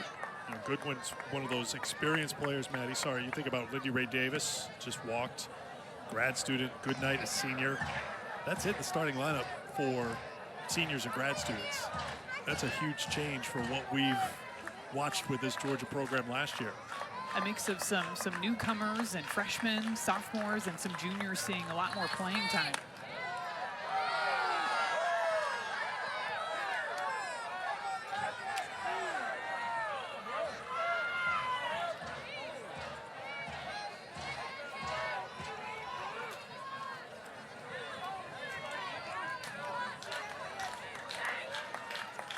They're into it here at Auburn. Goodwin slaps it foul ground and out of the reach of McCrary and left.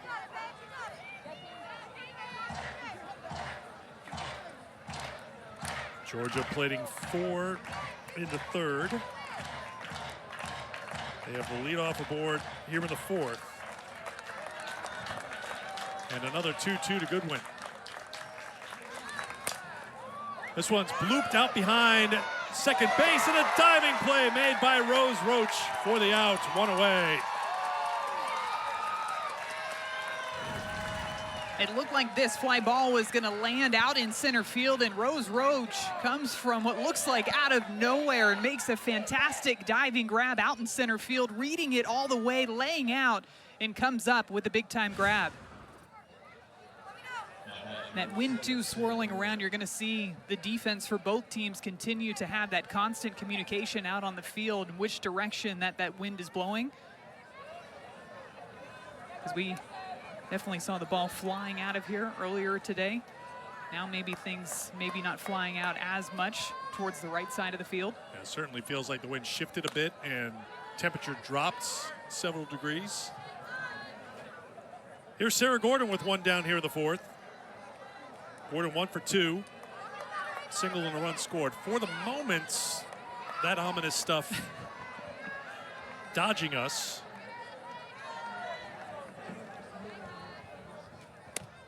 Gordon thought better of it, couldn't stop the swing. It's 1-1. See, I'm just looking out beyond right field where there's just a little bit of a glimpse of sunshine. I feel like if I keep just looking in that direction. Yeah, and this is where the armchair meteorologist tells you, look how the clouds are moving, and the stuff in left field is coming towards us. Gordon with a ground ball to the shortstop. Peralta the second for 1. Throw is wild. They're going to tag the runner, but she was inside the line there, but didn't turn towards second base, which is what defines making the move to the bag, although Chris Malveaux is going to come over and talk to the plate umpire.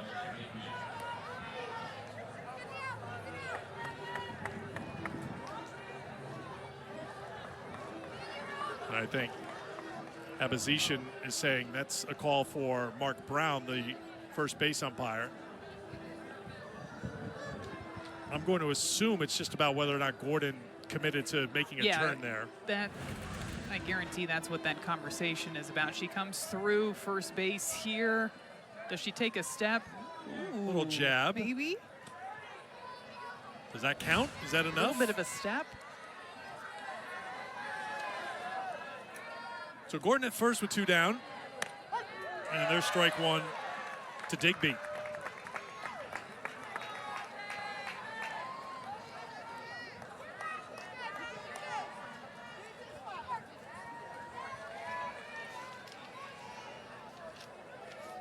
Digby 1 for 2 tonight with the double and a run score. This one is hit to the left fielder. McCrary drifts back, and she has it to retire the side. Nothing across for the Bulldogs. It's a 7-6 game after 3.5 here at Auburn. Weather. We're hoping for the best, Peter. Last thing we want is a rain delay right now because this game is taking some time to play. 13 runs on the board between Georgia and Auburn as we go to the home half of the 4th inning. McCrary, Wohlers, and Leck due up against Rachel Gibson, the third pitcher of the night for Georgia. It's taken some time because all the home runs that we've seen leave the yard on both sides of the field today.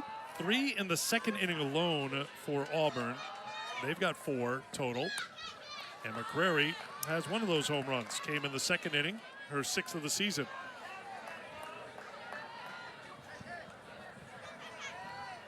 One home run for Georgia tonight. It was Tyler Ellison on a 2-2 pitch.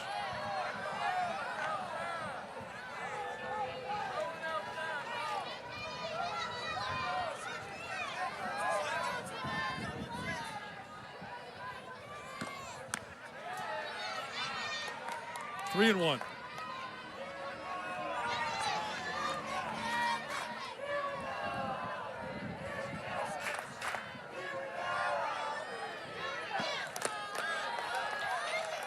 Ball 4, and the leadoff is aboard again in this game.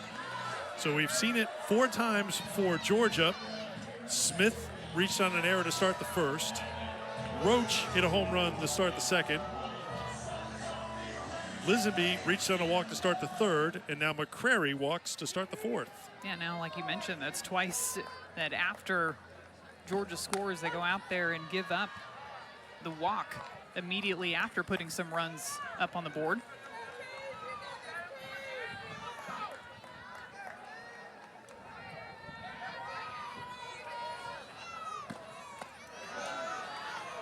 Wohlers checked her swing. And it's 1-1.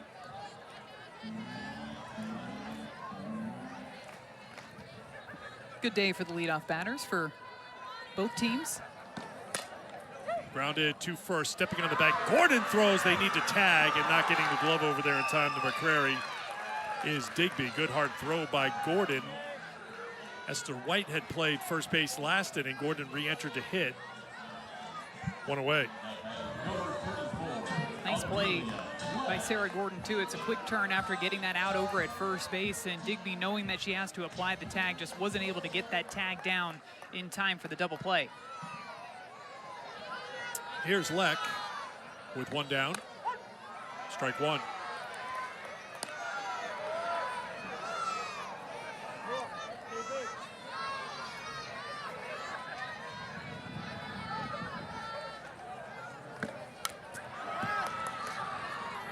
Oh, 2 to the senior from California. Reminder, coming up after us, it's Vandy and Oklahoma in baseball. Top 20 showdown in Norman. Coverage of that game is going to start on the app because we're taking some time here to play this game between Georgia and Auburn. So you'll see that on the ESPN app starting at the top of the hour.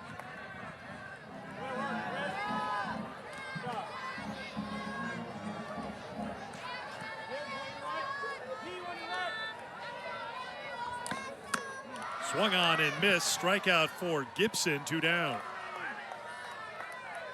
Second strikeout for Rachel Gibson. Pretty quick way to bounce back, too, after giving up that leadoff walk, that ground ball over to first base, and then the strikeout of Amelia Leck. Goes with this curveball on the outside part of the plate. It's Leck to swing underneath that pitch. Rachel Gibson working pretty quick out there in the circle. She does not take much time at all in between pitches before she steps right back onto that rubber.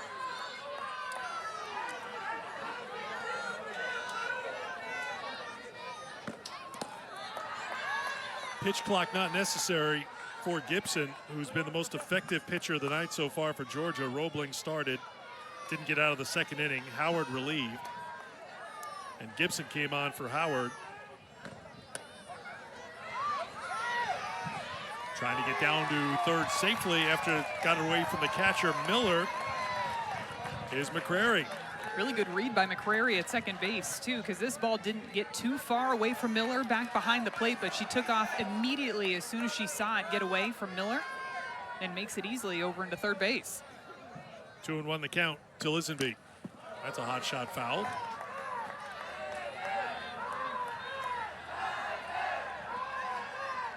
Lisenby walked in her first plate appearance last inning.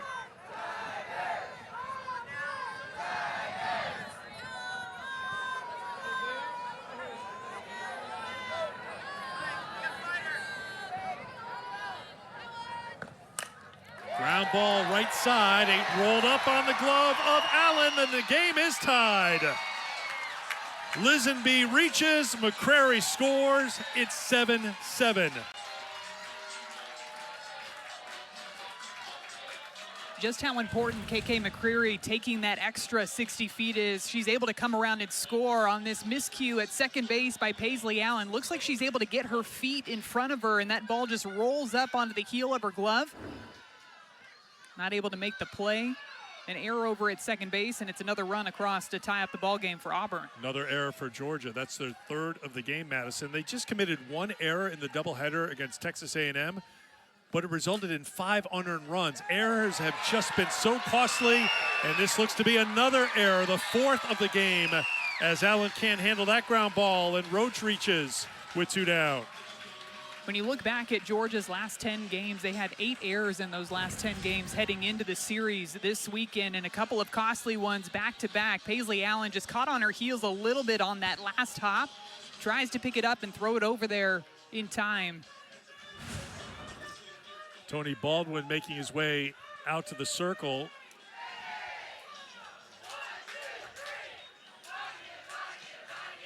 Sometimes, too, when you're playing that second base position, because you're closer to first base, you have a little bit more time to read some of those ground balls, and I'm wondering if maybe she took a step back to try to read that extra hop.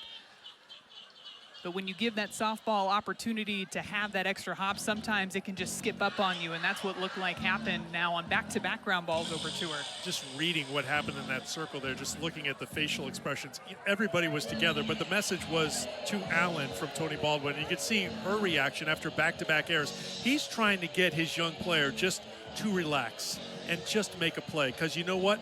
The ball's going to find you again here. And I've been in that exact same position. We were playing down in Gainesville at Florida my freshman or my sophomore year, one of those early years in my career, and I believe it was 3 ground balls in a row that I just could not field. And it got to the point where I brought the infield together just to kind of reset myself. And I remember telling my pitcher, give me another ground ball, I'll catch it with my teeth if I have to, but I'm going to make a play. I did not catch it with my teeth, thank goodness. But sometimes you have to change that mentality. That's going to drop in. Good night. Up and throwing into the infield. A run scores. Auburn back in front. Lisenby scores the run. Smith with the RBI. The errors costly again for Georgia. The timeliness of this Auburn lineup, too, capitalizing when there are mistakes. This pitch working down in the zone, and Abby Smith gets barrel underneath it, drops out into center field. Lisenby able to score easily. Taking advantage of your opportunities, and with 2 outs, too, this Auburn lineup, 4 for 10, scoring 5 runs. It's unfortunate for Rachel Gibson, a couple of unearned runs. She's been effective. She's putting the ball in play. It hasn't been really hard contact either. So she's doing her job. It's just that the Georgia defense has been loose here with the 4 errors tonight, and Auburn back in front. Peralta takes a strike, 0 for 3 tonight. Peralta's been a little bit snake-bitten up at the plate recently, too, in their midweek game. Had a couple of hard hit line drives that just happened to go right to people. And their first strike, it's 1-2. Reminder, if you're tuning in for baseball, Oklahoma and Vandy, we're taking a little time to play this game here between Auburn and Georgia. It's starting over on the ESPN app, and we'll get everybody to Norman at the conclusion of our game here at Auburn. When the conclusion of our game here at Auburn is, I have no idea. Because for 2 teams that had struggled to score runs, they have not struggled here tonight. At this rate, too, I think we're just going to continue to see more and more lead changes between these two teams. One team throws punches, and the other one throws punches back. It's WrestleMania night here tonight. Is that where you're going I'm with glad that? you were picking up my pun there. I know you've got my back. 2-2, line shot into the glove of Digby, and that will do it for Auburn, but not before they retake the lead with 2 runs in the 4th. 8-7 Tigers here at Auburn.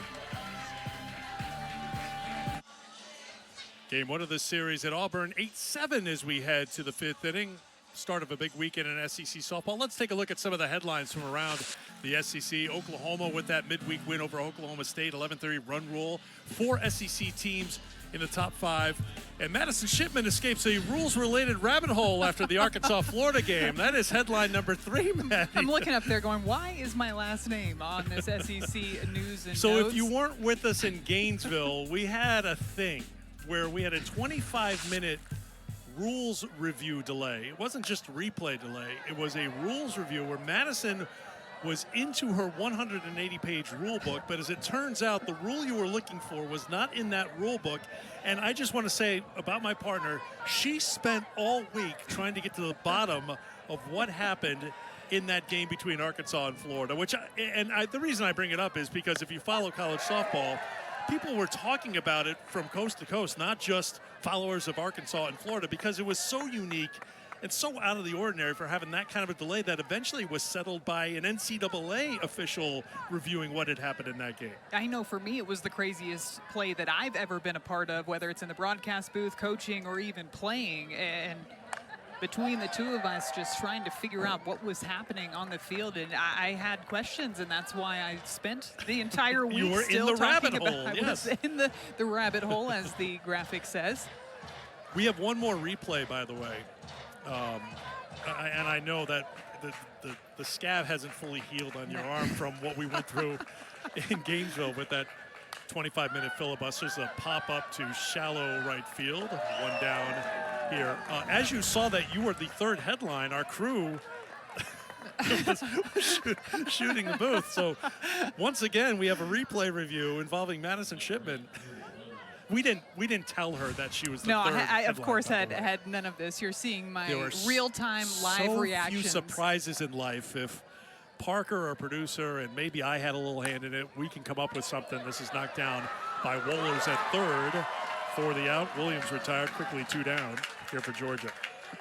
So but just what was the number 1 takeaway from what you learned about it? Because there's apparently not just the rule book, but there's a case book that could be used to help interpret what's in the rule book that I didn't know existed. And that's exactly what the case book is it's further interpretations of rules that are in the rule book. So an expanded version of those interpretations that are available online. And that was something that I learned as well. It's this case book and all of those rulings that are in the case book have gone through the proper protocols to be approved by the NCAA. And so learning about the case book and just those further interpretations, and that's where that specific play, that rule, is in that case book. And it was just an interesting way that the play played out, because the play was ruled dead on the field, even though it looked like it was going to be an out over at first base. But because the ball was in fair territory when the play was called dead, that's where, by rule, the batter runner was awarded first base. So what looked to be a situation where a sacrifice bunt was dropped down and there was going to be 1 out and runners at 2nd and 3rd turned into a bases loaded, no outs situation. I'm still confused. I Well, appreciate the effort. We're still talking about it Yes. a week later. And apparently, too, coaching staffs were talking about it and going through, like, okay, this was a little something new. And again, I think things happen in all sports. It's like, gosh, I haven't seen that before. And sometimes you got to see it for the first time. There's a rule somewhere to describe it. And little did we know there was this case book, yeah. this case book. Always learning something new, it feels like, every weekend. That one was a bit more unique than others. Also a reminder too that I've got cameras on me at all yeah. times with that Right. slow-mo replay of my reaction. You always have to be aware. I see people scrambling for the exit, so context clues means we're finally getting hit with a little rain here. Here's Guerin. This is for ball 4 to Allen. She's aboard with 2 down here in the 5th. Now, there have been some ominous-looking clouds dancing around J.B. Moore Field for a little while. We're finally getting hit with some showers here. Anything that's been in the area has been pretty light, but that's the area I've been looking at a little bit that's looked a little darker than others, and that's kind of moving our way right now. But for the moment, we're playing. They came prepared. We came prepared. Helps that we have a roof over our heads. This is lifted deep to left field, high into the raindrops, but it's going to drop down at the warning track. Ellison put a charge into it, but it won't leave the yard. And that does it for the top half of the 5th inning. 1-run game here at Auburn. The Tigers on top of the Bulldogs. For tonight's Reliable Connection, brought to you by T-Mobile 5G Home Internet, you have to connect with the students on Malvo Mania night. Kate Malvo. We got a chance to talk to her about that earlier today, and we were joking back and forth. She was even yelling up into some of the buildings to get everybody's attention. She was all in. Ground ball snagged by the pitcher, Gibson. Well done to get Adams. She's retired for the first time tonight, 1 away here in the 5th. Now the grounds crew was positioning themselves near the tarp, and now it's raining harder than it has in a few moments. And this looks like it's an isolated shower, but a pretty heavy shower. They're checking, I'm going to assume they're checking their weather radar.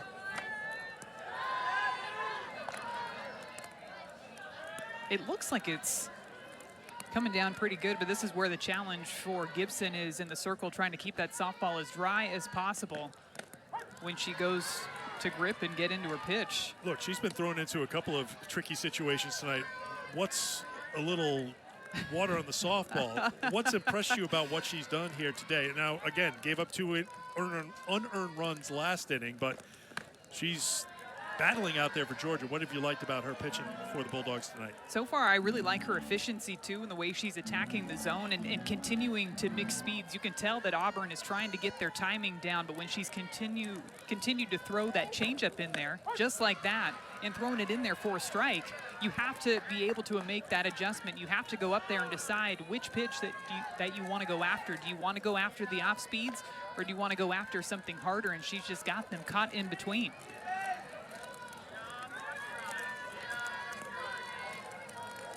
2-2. Another one back to the pitcher. Gibson knocked it down. Tresvik digging for first. She gets there in time. She's aboard with an infield single with 1 down here in the 5th. Tresvik with some really good speed moving down the first baseline. This is a changeup that she gets off of the end of the bat. It hits off of Gibson over to Emily Digby, but the speed of Tresvik is just going to beat that one out down the first baseline.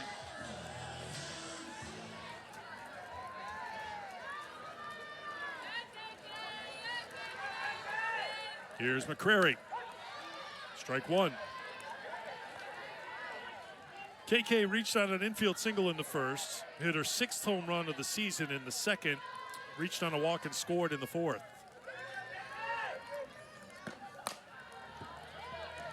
Oh, and 2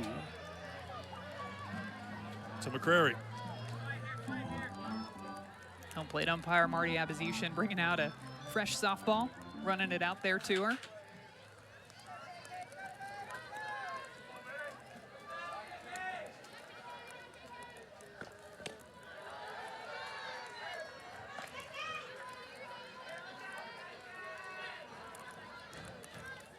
Hey, it's only water. That gets away from the catcher, scoots back to the backstop. Tresvik rounds the bag. She'll hold at second after the wild pitch. That pitch looked like the changeup for Gibson that maybe she just didn't have a good grip on, missing down in the dirt, getting by Miller. I think they're going to pull. We're going to delay for weather. Yeah, I think with Gibson losing control of that pitch, they're going to just pause here. Now, whether or not they bring the tarp out, they're scrambling down there. They're going to bring the tarp out as well. The field's holding up really well. We had pretty heavy rain overnight last night, but they're going to roll the tarp out here. So we're going to have a weather delay here at Auburn. While we step aside, we're going to take you to baseball, Vanderbilt and Oklahoma in Norman. Tom Hart, all yours. After a 37-minute rain delay, Lily Backus gets us restarted, and it's fouled out of play by KK McCrary.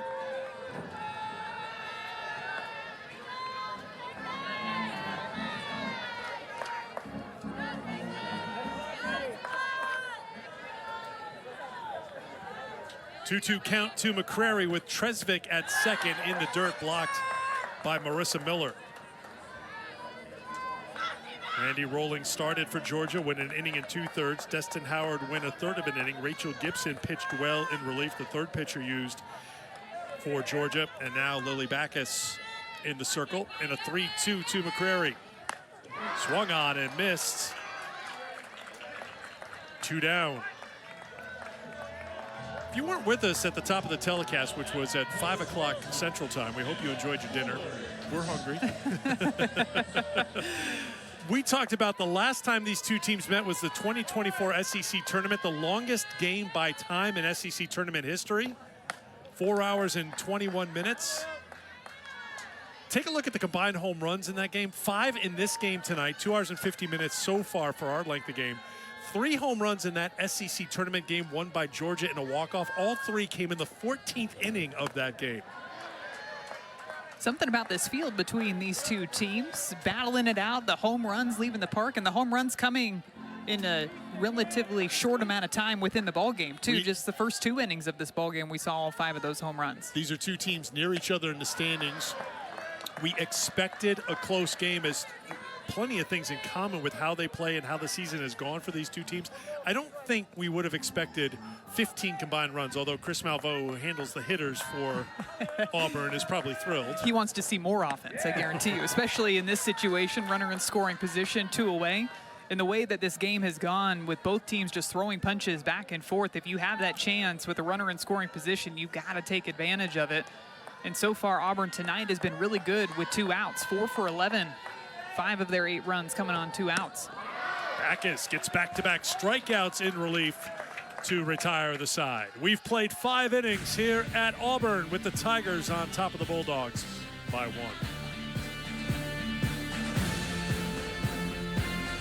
Here at Auburn in a 1-run game, Georgia ranked 20th in the country, down by a run. 2, 3, and 4 in their lineup to face S.J. Guerin, second pitcher of the game used by Auburn. Haley Rainey got the start. Guerin came on with 2 outs in the 3rd inning. And here is Goodnight, who is 1 for 3, reached on a bunt single in the 1st.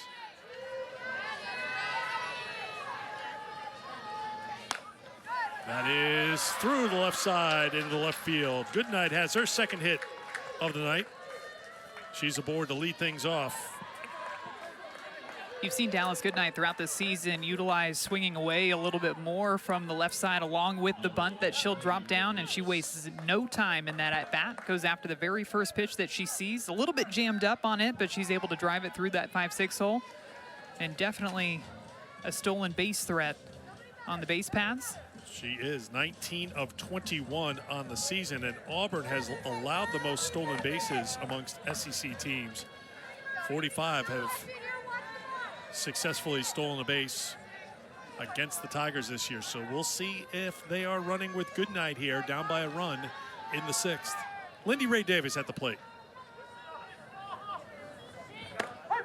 Strike 1.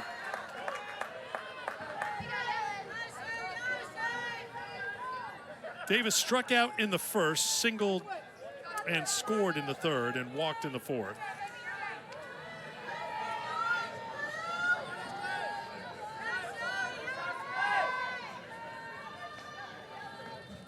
This is sent out to left field, getting down, but held onto by McCrary. Had to go with the basket catch, which is always a little awkward, but she made it look pretty easy. 1 away. This is one of those line drives that's just hit so hard off of the bat, it can be difficult for the outfielders to read it, and it almost dips down towards the grass right at the last minute. A nice job by KK McCreary for hanging with that line drive. One down for Goodwin, who's 1 for 3 tonight with a run scored. This is a solid single to center field. Goodnight will hold at second, first and second for Georgia with one down here in the 6th. Goodwin with her second hit. First 3 batters of this inning, very aggressive early in the count. We saw Dallas Goodnight swinging on the first pitch that she saw, and now Jaden Goodwin swinging at the first pitch, driving it out to the outfield. So Georgia with Goodnight in scoring position. Georgia at the start of this game, they were 0 for 5 with runners in scoring position. But since then, they are 4 of their last 7 with runners in scoring position, and all 7 of their runs have come since that slow start. And here is Sarah Gordon at the plate, who's got a hit tonight and a run scored. And somebody who's been very good at producing runs in the middle of this Georgia offense. 37 RBIs so far on the season for Sarah Gordon. Gordon takes ball 1. What's different with Gordon's approach this year, Maddie? You see her stance different. On the left is the 2024 stance that she had, where she has a much more open stance. This year, a lot more closed. And her stride's just a little bit different, too. You're seeing her front foot get down earlier in her timing. And we got to talk with Coach Tony Baldwin about Sarah Gordon before today's ball game and just the mindset behind that mechanical change for her. And he said that he went back and looked at some film from when she was playing travel ball before she even got to college. And that's the way that her swing was. And it's interesting about that because he said to her, find some of your old clips, some more old video somewhere when, like way back when you were really hitting and locked in.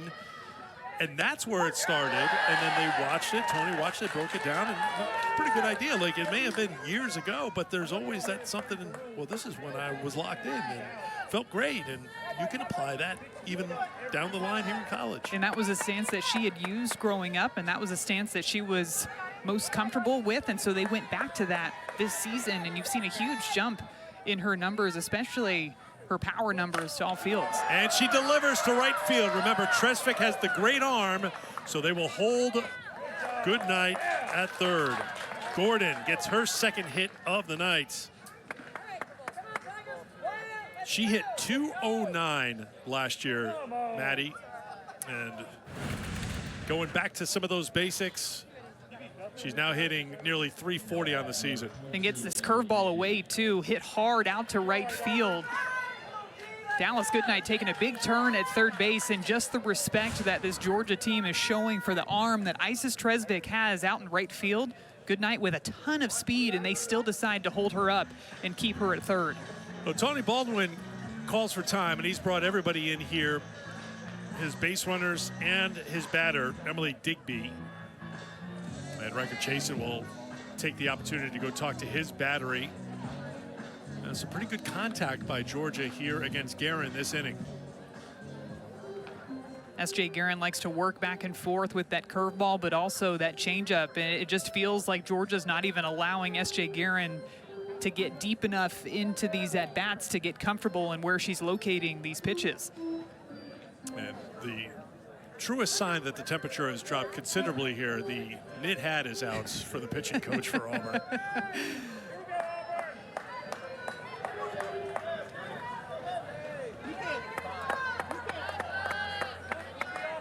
It is pretty crazy, though, how much the weather has changed since the start of the game, where we were talking about the wind swirling out towards right field. Now there is 0 wind, and the temperature has dropped substantially. That was a slow walk by the pitching coach back to the dugout. I wonder if he's concerned with what Guerin has right now, because she's pitched pretty well this year. We talked about it earlier, how good she's been in relief, especially. There's no question. It's Rainey and Guerin, the top 2. Now, Tresvik, who's shown some good stuff pitching, she's shown her arm in the outfield as well. She's been used quite a bit here as well. We could see her. That one up in the zone, and Digby can't get it. And it's 0-2 to Emily Digby, who's 1 for 3 tonight.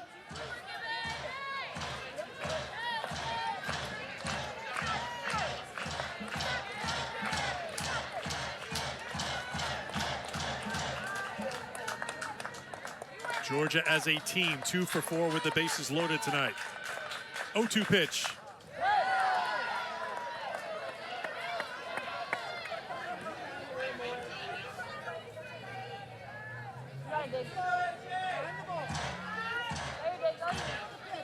Digby was up with the bases loaded in the 3rd inning against Guerin and struck out.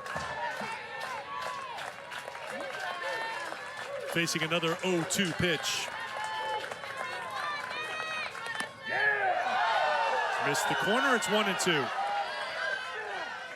Really good spot for a 2-strike pitch, missing outside to Emily Digby. Looked like a backdoor curveball that S.J. Guerin was trying to work on the outer half of the plate, just didn't curve back into the strike zone enough. But still one of those pitches as a batter, especially with 2 strikes, that makes you think just for a second if you need to go after it. Off speed, misses, it's 2-2.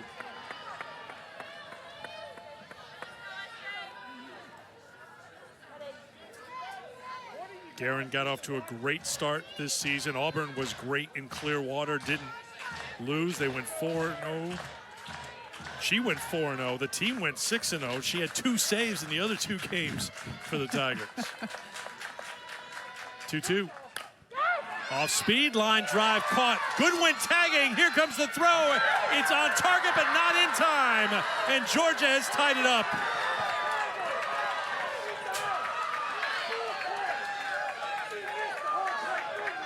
This is another extremely hard hit ball off of the bat of these Georgia batters in this inning. Emily Digby in a 2-strike count gets a pitch on the outer half, pulls it to the left side, and Dallas Goodnight takes a chance here because KK McCreary had her momentum moving in towards home plate, makes the throw, but look at the slide by Dallas Goodnight, avoiding the tag, even steps over the bat. Auburn's challenging the live ball appeal that the runner touched home plate. The ruling on the field is the runner did touch home plate. The previous play is under further review. I think we saw a couple of things in play there. One, it had to happen quickly, but Goodnight got back and tagged. You usually don't see on a line drive somebody tagging up. They usually hold, but with 2 outs and Goodnight speed, she got back there. It appeared in that replay. And to your point, looked like with that late dive towards the plate, here she is on the base, so she's there. The next question is, does she get the hand in here? And because she did that wide, late leap with that left hand, she's in there. Yeah, to me, it looks like she's got a good portion of her hand right on that backside of the plate. A phenomenal slide by her to be able to avoid the tag and still touch home plate, all while she's diving in and avoiding the bat that was right there in front of home plate. Again, the call on the field is safe at home. Auburn challenging, but it looked pretty clearly in that replay that Dallas Goodnight got that hand in there. Here's the call. After review, ruling on the field is upheld. Runner did touch home plate.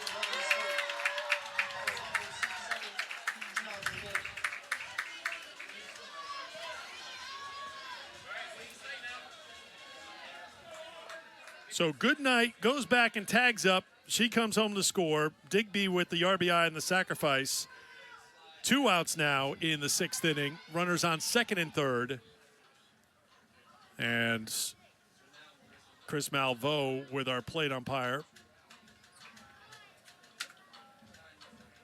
I like the aggressive base running by Dallas Goodnight in that situation, too, because that line drive was hit so hard. To your point, Eric, you typically don't see people tagging up and trying to advance to home, especially when the left fielder has their momentum moving in to make a catch on that line drive.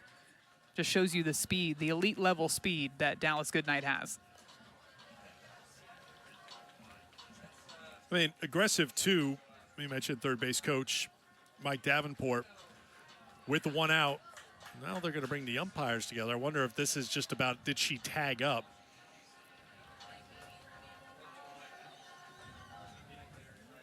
Well, I saw the lineup card out as well. Could it be there was a clerical error here that Auburn's checking on? Where we stand right now, Goodnight singled, Davis lined out, Goodwin singled, Gordon singled, and with 1 out, Digby with the sac fly. Scoring Goodnight, upheld by video review.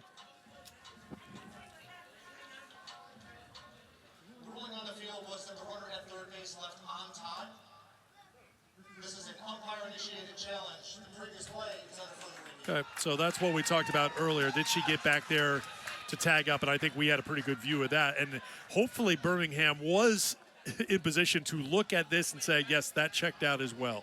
Looked to me like she was on time I agree. over at third base. Now, it happens very quickly because of the line drive like you talked about, but she goes back. Ball in glove there. She's still on the base. Yes. Plenty of time. Yes. And the runner at second went back and tagged up because she then took third. Out of frame was Gordon at first base, but they're looking at third base, I do believe. And I think this one should be confirmed as well after the video review. And here comes the call. After review, the ruling on the field is upheld. Runner left on top. We've seen a lot in terms of video review in the past 2 weeks, I would say. I can't remember the last time that we've had two different reviews on the same play. Unless you can think of one. I blame you. I do have my rule book out again. Because you've got your handy rule book out, and you seem to be a magnet for things that happen that need the rule book. It's just going to stay out the entire time. Well, Auburn's not out of the jam yet. We do have 2 outs in an 8-8 game, but runners on second and third for Marissa Miller, who's 0 for 3 tonight. Struck out the first time she faced Guerin and grounded out the second time she faced the Auburn reliever. 1-1. Miller well out in front on that swing. That curveball for S.J. Guerin coming in about 59 miles per hour.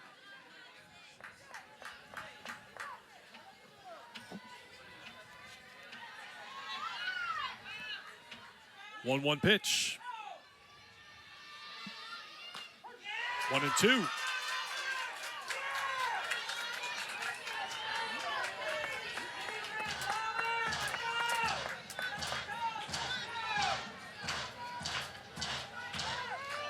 Georgia scored 3 in the second, 4 in the third, did not score in the fourth and the fifth, but they have scored 1 here in the sixth to tie the game at 8.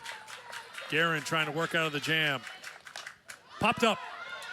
Mile-high pop-up on the infield. Who's got it? Third baseman takes control. That's Wohlers who puts it away to retire the side. But Georgia ties it up after 5.5. We're even at 8 in Auburn. Auburn and Georgia. Georgia struggled defensively. Auburn also has committed an error. 20 combined hits, 16 combined runs. In 3 hours and 10 minutes, we had a rain delay of 37 minutes put in there. 6 total pitchers, 4 lead changes. And no one's been able to run away in this game so far. We talked about how similar both of these two teams are coming into this series, and now we got a tie ball game late into the game.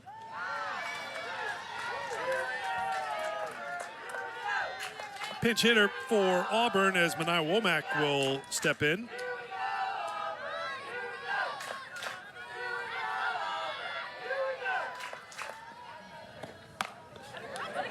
That's a liner foul. And the count is 0-2 to Womack. Sophomore from Brandon, Mississippi. Played at Ole Miss last year. Pretty good weekend in Kentucky series. Had 3 hits, a couple of runs scored. Trying to get her some more at-bats as this season goes along. Had a really good game against UAB in their midweek game as well. Had a great catch, a great catch out in right center field up against the wall, and also had a double out to left field. That's off the plate. It's 1-2.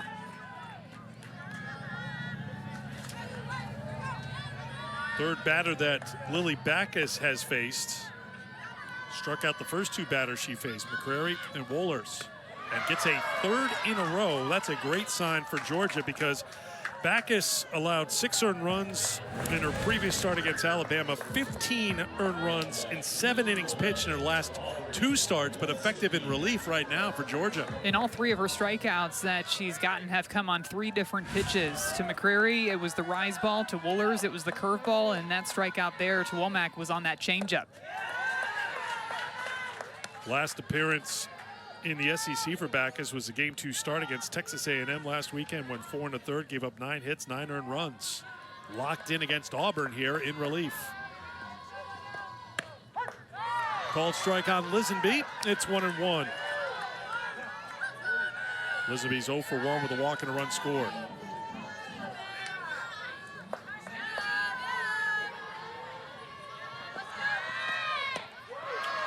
One and two. Of course, Backus pitched to lots last year for Georgia in her first year with the Bulldogs after transferring over from North Carolina. 46 appearances last year, 18 wins.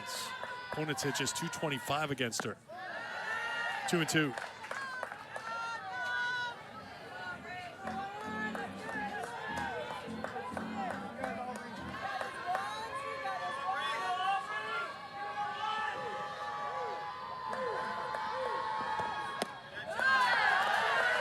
Full count.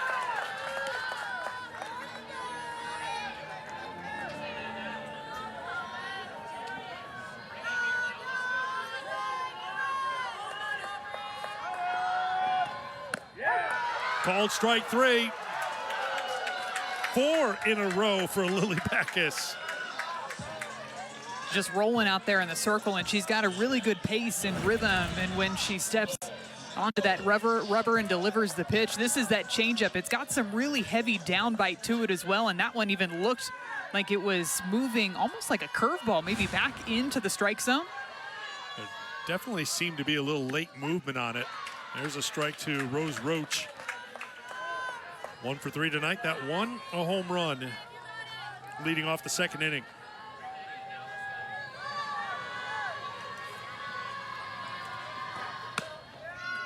That's back when there was a warm wind blowing out here at Auburn. This game is almost feels like 2 different days. The weather pattern has changed since our first pitch. Now the flag not even moving in center field. The temperature's dropped about 15 degrees.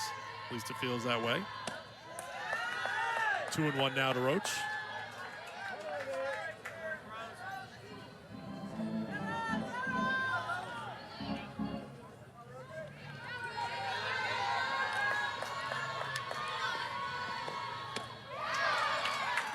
Two and two. By these swings, too, you can tell that these Auburn batters just aren't picking up that changeup out of her hand, which tells me that it's spinning almost like it's one of her higher velocity drop balls down in the zone. Fouled off. We'll do the 2-2 again. And she'll throw that changeup back to back. She'll throw it in any count. It's a pitch that she'll use over 30% of the time.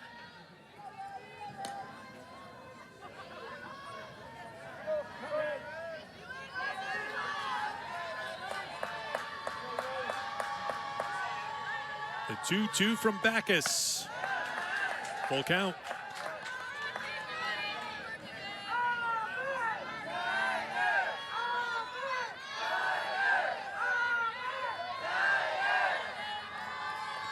Three-two. Swung on and hammered to straightaway center field.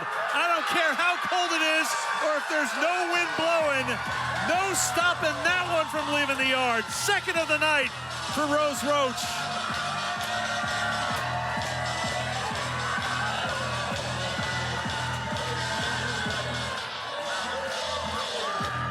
With the swing that Rose Roach just put on that changeup, you almost get the feeling that she was sitting that pitch even with 2 strikes. Just given the swings that she had taken on that pitch earlier in the count, she adjusts this changeups up just a little bit, and it's another one where she knows it straight off of the bat, and she turns around to fire up her teammates as she jogs around the bases for the second time in this ball game. Soft liner off the glove of Allen, and that gets away from Gordon at first. This will be the 5th error of the game for Georgia. That's a new season high. Smith is aboard for the 4th time tonight, the 2nd time via error. Another ball that's hit hard off of the bat over to Paisley Allen. And the mistakes just adding up for that defense, but Rose Roach running around the dugout still smiling. 2 home runs in this ball game. And you talked about it before. She came in on an 0 for 16 slide, and to break that slump with a couple of home runs, and the one that she hit earlier was a shot. That one, there was no doubt. Straightaway center field, and it just kept going and going. Especially off of a changeup, too. When you're in one of those hitting slides, you'll take even just a bloop hit. But how about a 2-home run day to get you going in the other direction? Grounded to short. Another one with trouble. Peralta, though, is thrown out. Good job by Digby to stick with it. Auburn is in front. 9-8. Trying to put it away when we come back.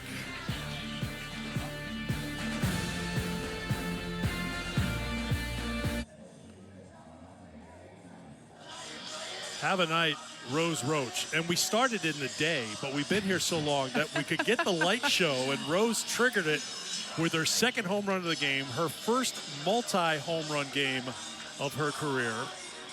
And she is up to, am I getting this right? I am. 3 career home runs. She's doubled her total. Previous career, she had 1 home run this year, did not homer in her first 3 years, and now she's up to 3. That is the definition of having a night, Rose Roach. Top of the 7th, here we go. Georgia, in a game that's gone back and forth, sees Auburn going back to their starter, Haley Rainey. Rainey ended up throwing 2 2/3 innings in this ball game, gave up 7 hits, so 7 earned runs, did rack up 5 strikeouts, but it's really the 3rd inning where you saw Georgia make their adjustments going after that heavy drop ball that she throws down in the zone. Pinch hitter for Georgia as the sophomore steps in to face Rainey, who left in the 3rd inning, by the way. So Hannah Davila comes on.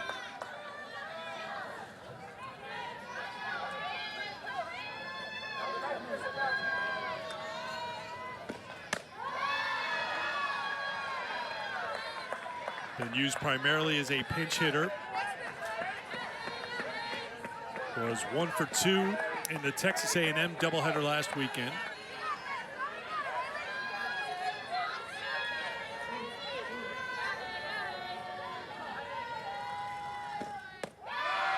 And it's a 4-pitch walk. Another leadoff batter that gets on base in this ball game. We've seen a couple of times where Georgia scored runs, then they get back out on defense and they'll give up that leadoff walk to the Auburn offense. And now Auburn goes ahead 9-8 in the bottom of the 6th, and the leadoff walk to start things off in the top of the 7th. Bunt is laid down. It's a foul off the bat of Allen.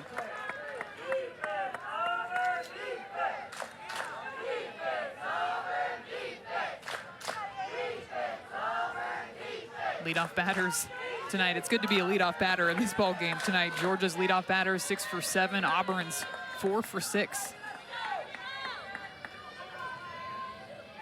Allen looks to sacrifice again, pulls the bat back.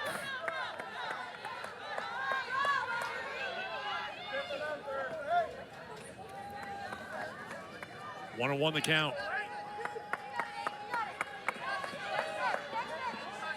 Been a struggle in the field for Allen, but she's been on base all 3 times at the plate, looking to sacrifice right now.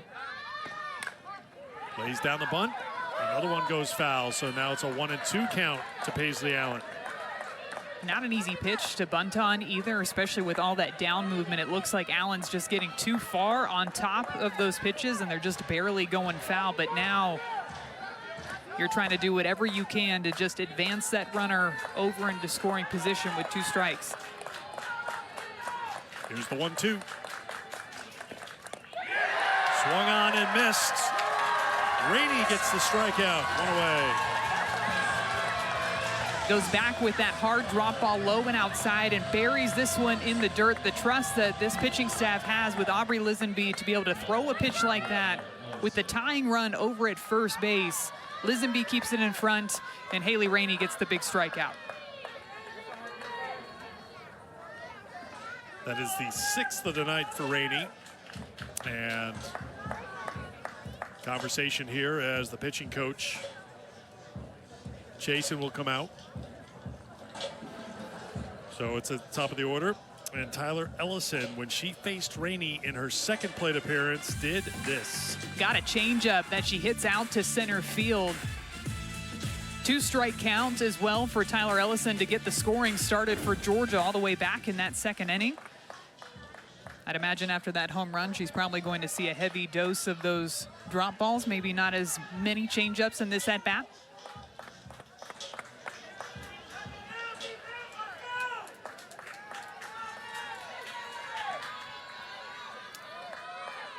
Ellison reached on an error in the first, homered in the second, singled in a couple of runs in the third.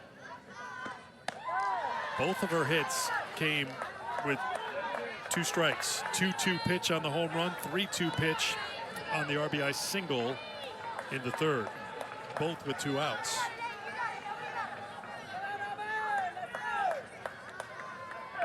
One and 0 from Rainey to Ellison. Rainey wondering where that pitch was.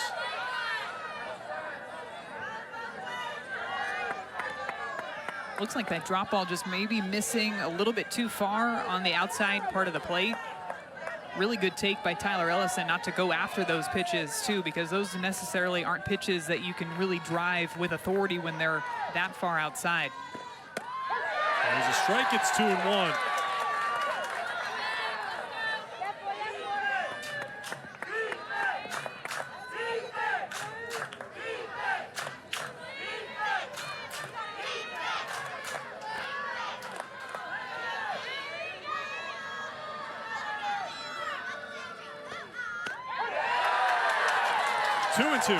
Gets the call on that changeup outside.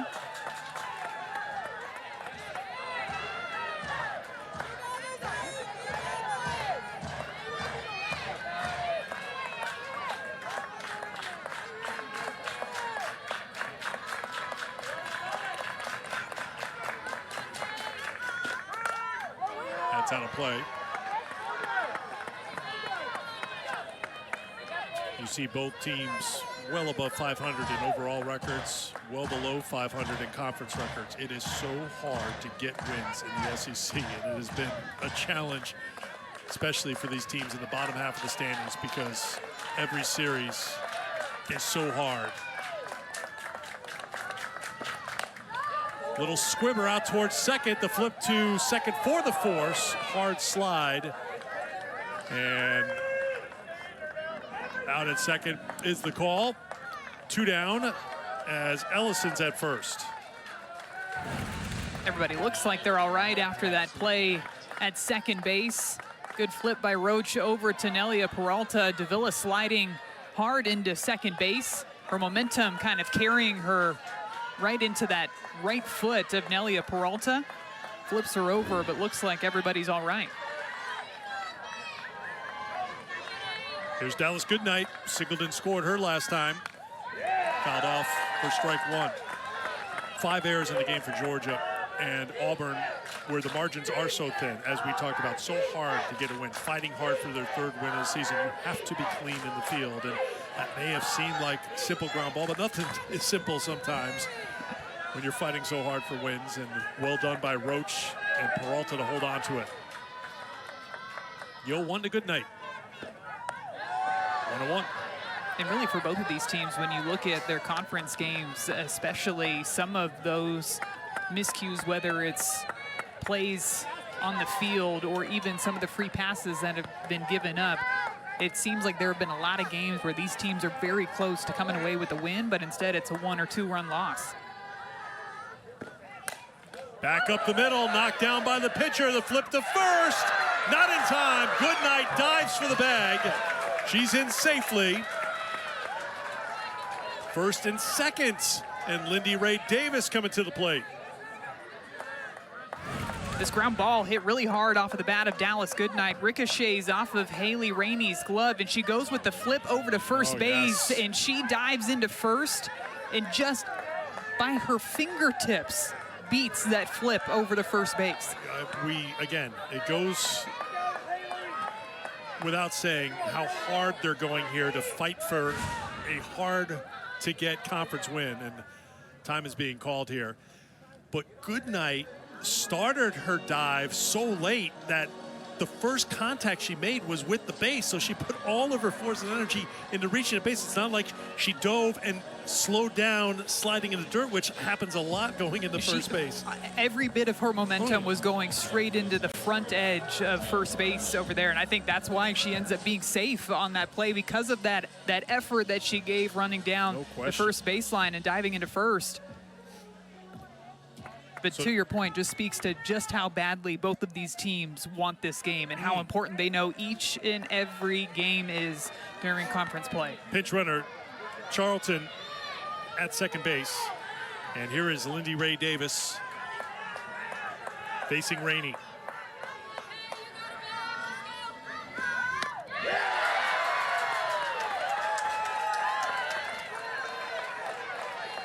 Davis struck out against Rainey in the first, singled against her leading off the third and scored, walked in the fourth, lined out to left in the sixth.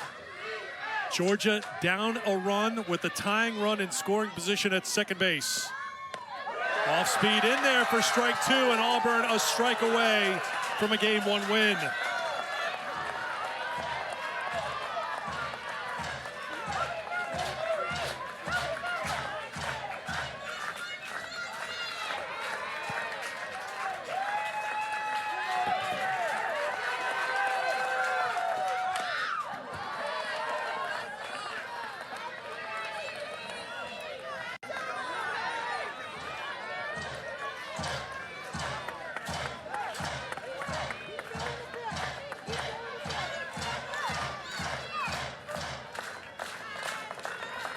This is game number 201 of Lindy Ray Davis's career. Veteran for this Georgia team, facing a 1-2.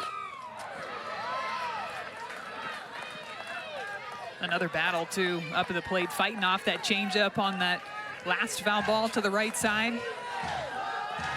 Big smile on her face, soaking in this moment. Game on the line here for the Bulldogs.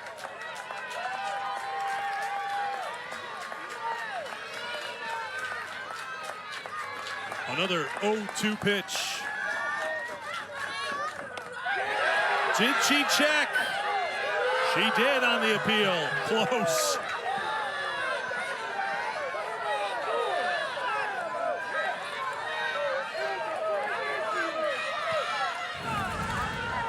Such a close play.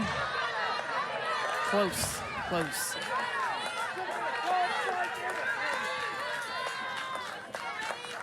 Here's the 1-2.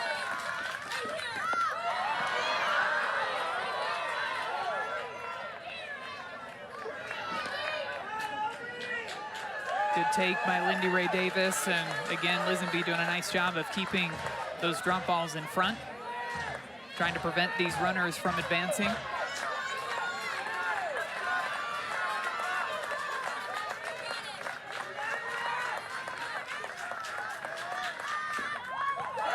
In the dirt. Both runners will advance. The tying run 60 feet away. Go-ahead run at second.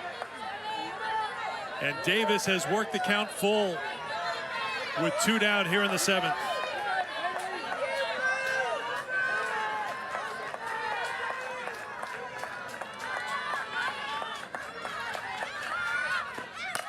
Ground ball, base hit. Here's one run, here comes Goodnight. Georgia takes the lead in the 7th.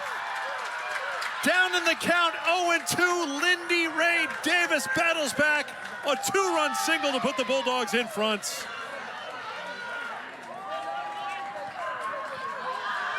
What a moment for Lindy Ray Davis to be able to come through in the clutch for the Georgia Bulldogs. A couple of close takes in that at-bat. She gets to a full count. She gets something a little bit higher in the zone, and she drives that one all the way out to right field. And just how big of a play, again, that both of the runners advanced over into scoring position on that ball that just got away from Aubrey Lisenby. Kept it in front of her, but it got away enough for both runners to end up over into scoring position. And then two of them come across to score to give Georgia the lead in the top of the 7th.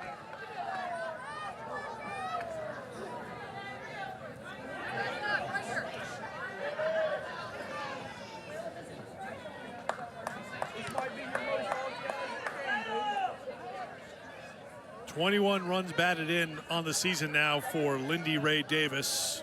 Hard to find two bigger runs than those that just came in for Tony Baldwin's team.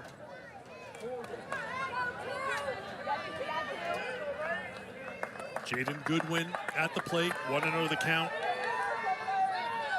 She's 2 for 4 tonight.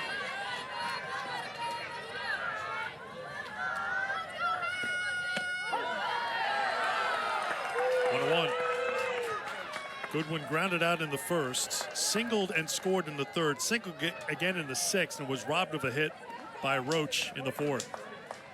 You'd imagine, too, with the way that this game has just gone back and forth, Georgia would love to see a few more insurance runs put on in the top of the 7th. Fouled off by Goodwin.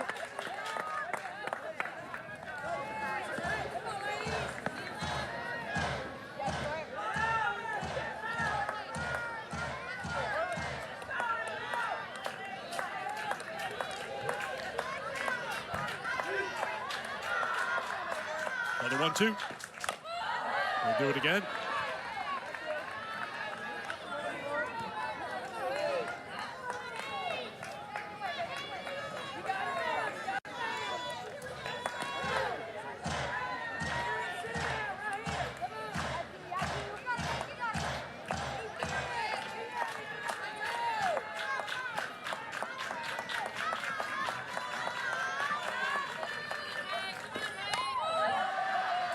Continues to battle. You can see with these swings, she's trying to read just how much depth that drop ball has and how far underneath these pitches she needs to be able to get that bat path to get it out into fair territory. Drop ball coming in around 63 miles per hour right now for Haley Rainey.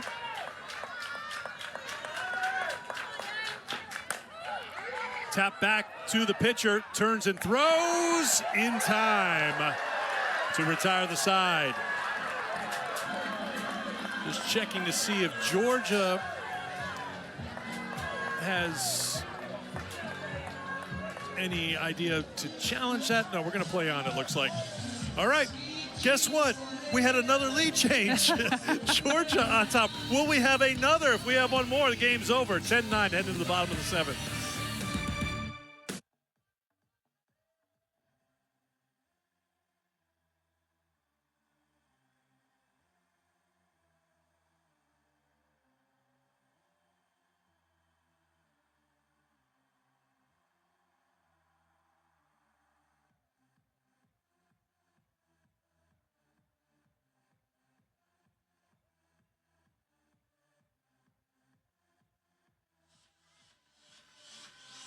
Auburn is down a run, but they have the players they would love to come to the plate right now. You can see what Adams and Tresvik and McCrary have done tonight. A combined 6 for 9, 5 runs scored, 5 runs batted in, 3 home runs for these 3 as they get set with their team down a run in the bottom of the 7th.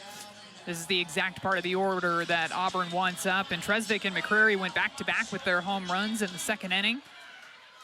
All of them have been seeing the ball incredibly well tonight. 3 of Auburn's 5 home runs coming from the 3, 4, 5 spots in the order. I think that came inside and hit Adams. So she's awarded first base, and the tying run is aboard for Auburn here in the bottom of the 7th. Just something about being a leadoff batter in this ball game, too. That average for the leadoff batters throughout the game for both teams just continues to climb. And after Georgia taking the lead in the top of the 7th, that hit batter, the free passes again, putting on that leadoff runner right after your offense scores you some runs. Georgia Lessman will run at first for Adams. And there is Isis Tresvik, who can win it with one swing of the bat. She homered back in the 2nd. showing bunt, pulling it back, ball one. Tresvik walked in the first, hit that home run in the second, struck out in the third, singled in the fifth.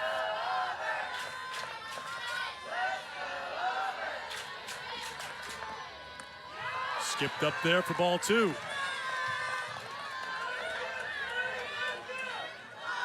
3-4-5 has been on for Auburn.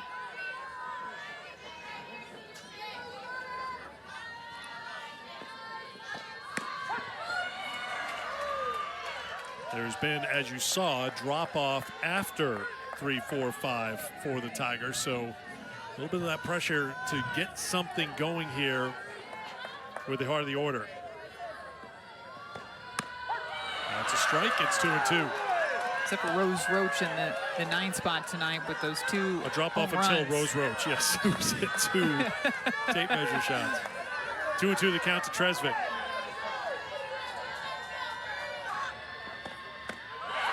Swing and a miss. Backus gets the strikeout, one away. Billy Backus works her way back into this count after falling behind 2-0, just pumps a couple of strikes in there and then goes with this pitch. Looks like a screwball that's tailing away from Isis Tresvik. So typically from the left-handed pitchers, you're used to seeing those curveballs in. That one goes away. KK McCrary singled in the first, homered in the second, walked and scored in the fourth, struck out in the fifth.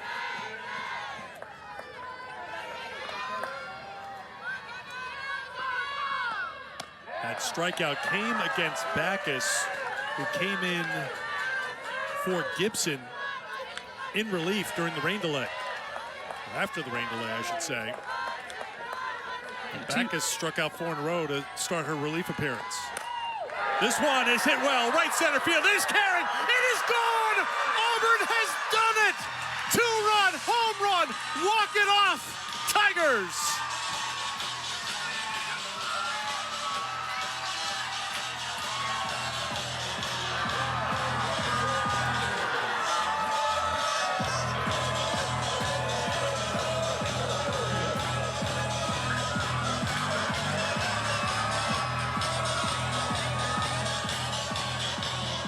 What a swing, what a moment, and what a game for this Auburn Tigers team. Both teams throwing punches back and forth.